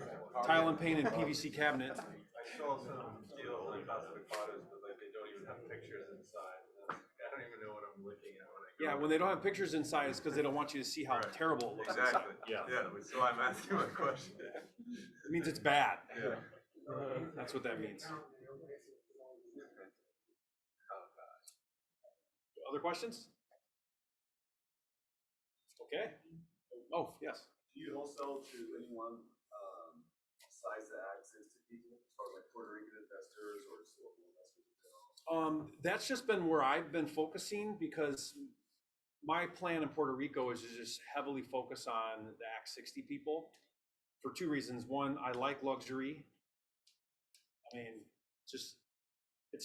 I don't know if anybody realizes this, but it's just as much work to do a big deal as a little deal. Yeah. Right? More zeros, less work and more zeros on the end. So I just like luxury to begin with, but more importantly than that, I just think it's the hottest pocket of the market on the island. Yeah. Yeah. I mean, you can almost buy if you could just get it off market, if you could just get it as a pocket listing and it's sort of a deal, and you could somehow get that in front of an Act 60 audience, like on a WhatsApp group or whatever, you could probably carve out $100,000, $150,000, $200,000 profit without even, and it's not even a deal. It's not a deal. It is a deal because someone needs a house, but it's not really like someone's overpaying. Like these houses that are selling that the ones I'm talking about, there aren't appraisals for those. Those things will not appraise. They won't. Someone cannot buy those financing. Why? There's no comps. Yeah, nothing's selling on market, so there's no comps. Appraiser doesn't know how to appraise that thing, but a cash buyer will pay $6 million for it because he wants a house. Yeah. Your purchase agreements here are using the same time frame to close as you would in the States. Like when you put that under contract, are you saying? Yeah. I mean, at that point, it's whatever the seller wants. So, because I'm totally accommodating, right? What do you want?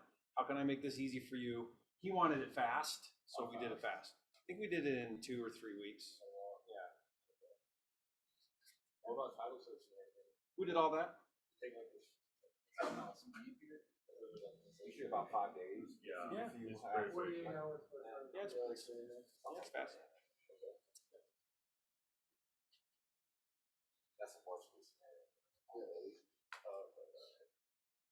Closing fees, same price, or how are they? Yeah, I mean, they're 25, it all depends on the closing and the lawyer. a lot of that's very similar. The closing statements look a little different, and on the one deal I did, I don't know why she did this, but the title closer read the entire deed word for word in the worst English I'd ever heard. She's like, I have to read this entire thing to you. No, you don't. We can skip it. She's like, no, I have to. I'm like, no, we don't. Please do not read that to me. Using a different purchase agreement for a Puerto Rican? I've seen every single deal I've done has been a different looking contract. Yeah. There is no standard contract. Yeah. The one I did a $2 million deal, and it was it looked like a contract from 1980 with like misspelling and everything, but it worked. All right, any other questions? Okay, thank you, everybody.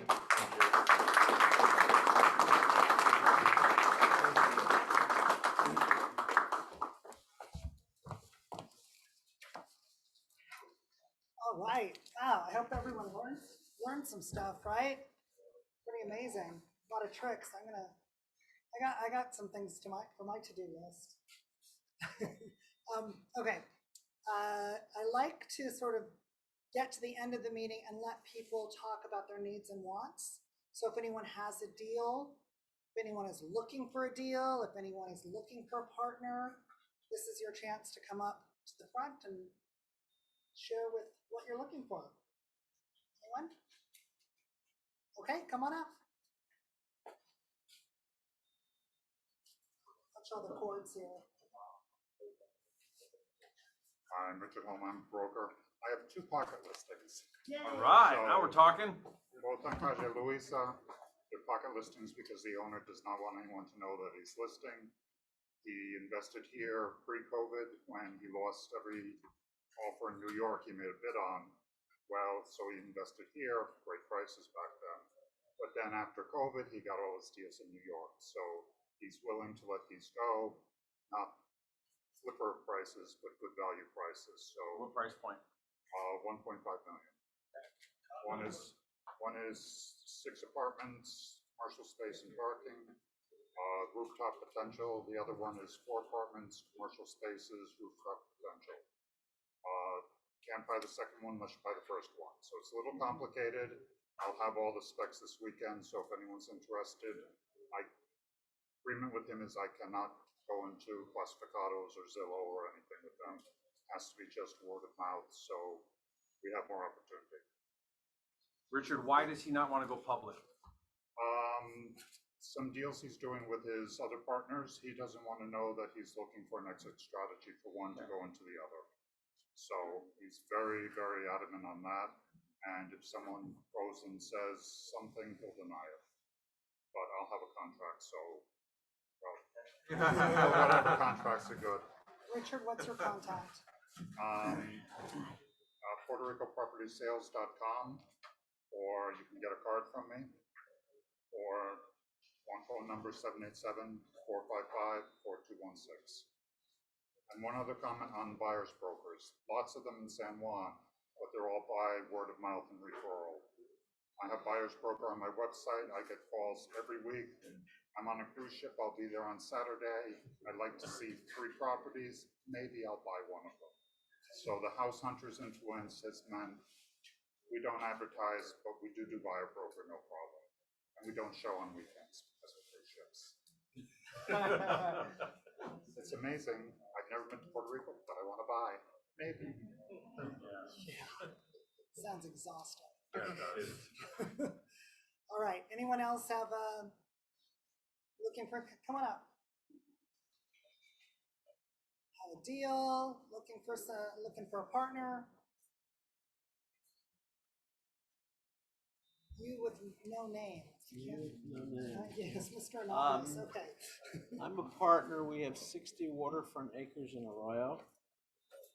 And I don't want to build anything, and if somebody's interested in building something, they should talk. There were plans at one time for 150-room hotel. Where's it at? Arroyo? South side. Yeah, it's due south of San Juan. Okay, Thank you. thank you. Anyone else have a deal they want to share, looking for a deal? Okay.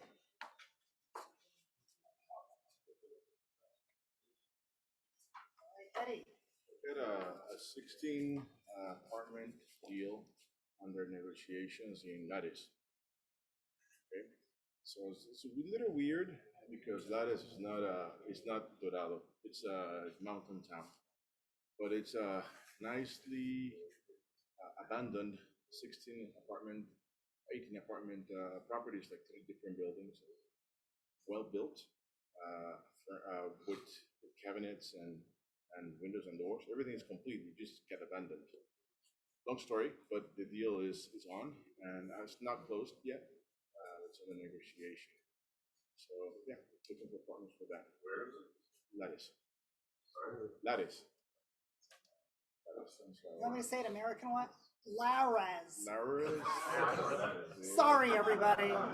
That's the place in Puerto Rico that was independent for like 5 minutes. That's where it started. That's where Yeah, independence it's lovely. started. It's a really nice story. So, yeah, it was What is actually the price point that you deal? about 700 for the 16. Okay. But that's exactly what's under negotiation. Investment on it, I believe my estimate is about 250 to bring it up to market conditions. So it's somewhere around 950. But that's 16 apartments, 3-bedroom apartments with open concept, kitchen and living room. It's modern. It's not old. Maybe about 10 years old. Oh, You're looking for finance partners? Have you said? Yeah. Well, both. You want to buy it? Yes. You're buying. Okay. Yes. Yeah. So But it could also be equity, it could be private lending. yes, both. Because actually, in that investment, I do have another partner already that would be as an active partner, but I do need some equity, and the lending. I think we can work it out. I mean, of course, for short-term money, we can find it in this room and other sources, but more of a partner for the deal. And again, due diligence is underway because the market is interesting. There's an exodus of people, but at the same time, there's no housing stock. So Puerto Rico is weird in that regards. There's just the housing stock sold, and this is a really modern urban presence in Rio. So It's near downtown? it's 2 minutes from the supermarket and the city center intersection. Okay. Yeah. So, All right. my number is 202-499-0780.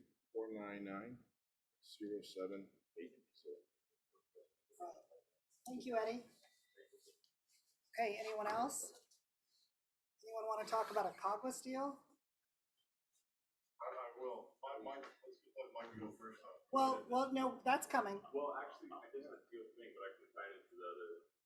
Okay. Would a REIT be appropriate? Architect REIT, that be appropriate? I mean, you can talk about it. I can talk about it when you have me up there if you want to. Okay. Okay. Do you want to talk about Cogwas? Sure.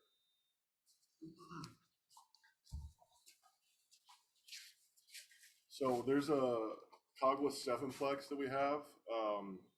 It's 235 right now. The owner's willing to hold part of the note though, so you can potentially get this for 100K. Does need to be rehabbed. Estimating the rehab to be around 100K down and still owing the seller 135,000. Exactly. Right. Also willing to defer the payments for a period of time while we can get it fixed up, estimating that the renovations are going to be 70K, possibly a little bit more. You know, you want to allocate maybe 20-30% just in case. But there's also a flip deal that we're working in Barcelona. If you guys come to the deal makers, we're discussing these to potentially get involved in as a group. How does one go to a deal makers? You have to physically get up at 7:30 in the morning on a Saturday. Yeah, I know, it's a commitment. But if you're motivated, I think good things are happening there.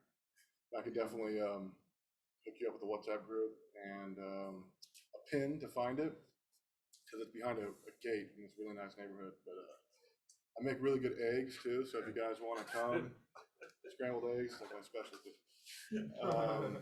Also, I have 2 Airbnbs in this building that are available right now. I'm doing like an arbitrage master lease.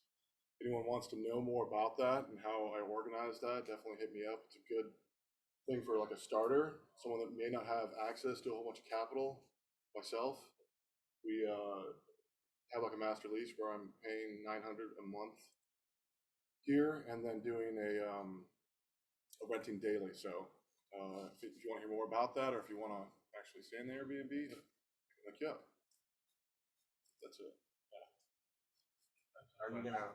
Did you give out cards, anything like that? My card's up at the front. But yeah, we can talk. All right. So I have an announcement. In fact, why don't you come up, Michael? We have this really cool webinar coming up. You want to talk about it? Yeah, you we look do. really excited. Okay. Okay. Look, and it says how to invest in PuertoRico.com. That's right. Oh, so this is just recording, right? Yeah. Yeah. Okay, so well, actually, before I get to that, let me just throw a deal out there, Okay. or a deal that's formulating, right? How many of you know me as the Stakeholder Relations Director for Fusion Farms? Right? I'm also a consultant for stakeholder relations, alternative risk reduction in Latin America and the Caribbean in general. So just FYI, lots of government relations, integrating that with investor relations, community relations, et cetera, right? Now let me flip back to Fusion Farms for just a second. How many of you know that we have an ag tech REIT? Who likes REITs? People like REITs? It's nice, nice little investment, right? So we're doing basically venture capital into our OpCo, right? Our Series B and all that stuff. Some of you might have heard me pitch at other places. But we also have the iTech REIT. We don't talk about it much because it's something we're just starting to move forward, right? As we finish this first building, we're going to get investors for that REIT, and that REIT's going to own the manufacturing properties, right? So any of you know anything about indoor ag? So it's basically a manufacturing operation. So we're going to take and remodel and rebuild old manufacturing plants, in many cases, of any size, all right? It's a scalable thing, and use the AgTech REIT to purchase those properties and own those properties, and the farm will manage and run those operations inside them. Make sense?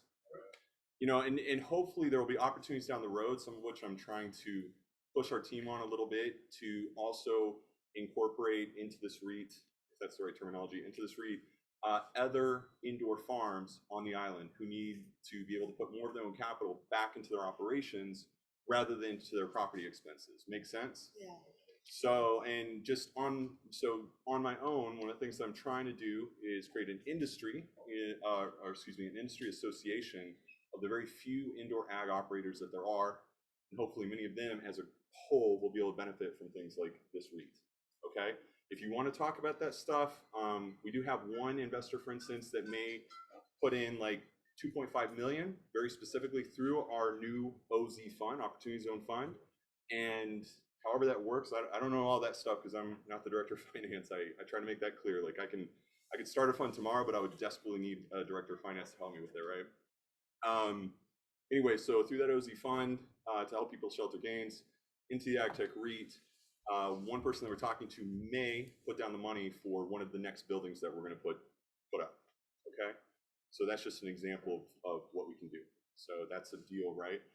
So right on to the webinar. Are we ready? Yes. Let's talk about this webinar. Let's talk about this webinar. So on November 30th, all right, we're having an online panel. I hate calling them webinars for some reason. Anybody else hate that word? Okay, I love online panel because I feel like webinars been abused since COVID started, right? And I like panels too because everybody kind of gets a chance to talk and answer questions for you, and as a group, hopefully, you know, if we can keep everybody on at the same time, discuss things. So what that panel is going to be on November 30th is how to invest in Puerto Rico, a socially responsible approach. Okay, so if you go to www.howtoinvestinpr.com or howtoinvestinpuertorico.com, I also have a QR code for you if you need it. But if you guys all go there right now on your phones, you can quickly register for the Crowdcast. I would love to see everybody do it. Just jump my numbers up for me, yeah? And then, of course, if you can't join us, we can always send you the recording afterwards along with some additional information. So REIA Rico is going to be represented there by Catherine. Zach might be able to jump on for a second. It kind of depends on how our time works. Yeah. We're going to have people both from the island and from outside who have arrived here, residents all, of course, who are going to provide insights on how to invest in Puerto Rico. Everything from how to diversify crypto gains, which is a big deal right now. Oh, yes. How to put that into real estate, right? How to put that into OZ funds, Opportunity Zone funds. Defer the taxes. To defer those taxes, right? And because one of the things that a lot of these crypto bros need, sorry if there's any crypto bros in here, is sometimes they need a little bit of information on how to diversify those assets, right? Yeah. And that's the opportunity that we're going to provide them, is to listen to that, as well as other more traditional investors and institutions. Hopefully, right? Hopefully we'll get upwards of at least a few hundreds of registered viewers, right? And then of course we'll upload the video for anyone that missed it. So it's November 30th and it's in the morning, isn't it? Do you remember? 11 o'clock? November 30th, 11 to 1300, give or take a few minutes. We're also going to touch on social impact investing and island innovation. Some of that stuff will roll into things to do with real estate, like PPAs. For everybody know what a PPA is? No. Power purchase agreement for renewable energy. So instead of investing $1 million in your own renewable system, there's always a possibility that you could have a company that sets it all up and you just pay them a fee every month as if they were Luma or something, only you're going to be paying a lot less, especially if you have a manufacturing operation. Like, you want that renewable grid of your own, right? So, and again, it's a socially responsible approach. So of course we're going to touch on, you know, the issues with land use here and urbanization. Some of that, which will be very interesting to all of you, are the quirks in the laws, like urbanization planning and stuff like that, the permitting process, the corruption in the permitting process that you want to avoid, right? There's a project in Rincon, may I? Okay. There's a project in Rincon right now that is about to get sued to death. And this is a major investor from the island, went ripshod with the project, really disturbed the whole neighborhood. It looks terrible. You know what I'm talking about? Yeah. On the news? So I don't know how much it's actually made the news. It did? Okay, so great. So I try to be as neutral as possible in business consulting, but I also try to help investors figure out what they should not do before they do it, right? And that's probably one of those things where if they talk to me or a couple of other consultants I know from the island, they probably could have put their money somewhere else before they get their asses sued off, right? Questionable permitting process, really bad practices that disturb the neighborhood. People moved out of their houses several times because of the disturbances, the dust, the mud, a whole bunch of other stuff that was just absolutely wrong with that project. They lied to the real estate investor apparently, and don't quote me on that. It's just that is what the word on the street is. So real estate agent, right? Yeah. So what I'm saying is using that as an example of there's better places to put your money. There's urban development that can help communities. There's manufacturing plants and things like that that can be refurbished, right? We don't need to knock down hills or bulldoze anything. And that's one of the things that we're going to touch on in this as a matter of compliance risk, right? Because if at the end of the day, you don't care about the forests or the hills, no problem. No problem. You don't have to care about your water system. Don't worry. But at the end of the day, if you're worried about compliance risk, which you absolutely should be, and some of the issues that you touched on, yeah, I mean, there's a lot of legal issues that you want to be worried about. So we will get to some of that, which is some stuff that I'm assuming most of you don't hear a lot about, right? But definitely want to know. So, and of course, is that good? Anything else I should? No, Go to the website. Yes, please. Go to the website, howtoinvestinpuertorico.com. It's all on Facebook too. Yeah, I did. So if you want to go to the Facebook Live, you can. It'll multi-stream to Facebook Live, YouTube, and I'm not sure what the other one is that I can do. But there should be room for everybody just directly into the Crowdcast so that you can go ahead and ask questions right there. I'm not sure how much I'll be able to monitor the Facebook Live, but that's all you can jump on, no worries. I'll try to field questions for everybody as we go along, and voice concerns from the community that everybody should probably hear and consider in the impact of their investments, right? Sound good? Yes. All right. All right. Thank you very much. Thank you. Okay. Before we go, I just want to say you've heard a lot of people here speak about their projects, and you hear things from the stage. Always do your own due diligence. Always check things out for yourself. I just like to always give people a warning. I've been in meetings where there were sharks in the room. I don't think there was any sharks in our room, but still, you need to watch yourself and take care of your own money and your own investments. With that said, please have a happy Thanksgiving, everybody. I'll see you on the 23rd of December for our Christmas special, whatever that will be. All right, thank you. I wanted to see if I can get your phone number, because it seems to be a lot of people that actually to see that they don't have their some of the properties are getting some judiciary meetings, brokers don't know that do that now. I used to do that for an office. So since you're working on luxury, make sure you're working at least type of sales are first and foremost. There's not a lot of people that go because they don't have the capital to buy their property. So I just want to give you honest. Yeah, but if I get something that I see that it's hard to do now, I have ways to do it.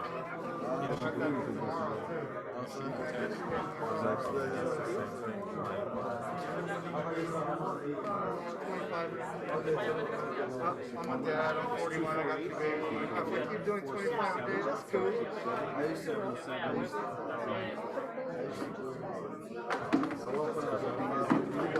The good thing about you is that you are numbers that you have information about that. You can tax that HOA, anything like that. These are the whole numbers. Run it down. So all you gotta do is either two software and one litigate because it's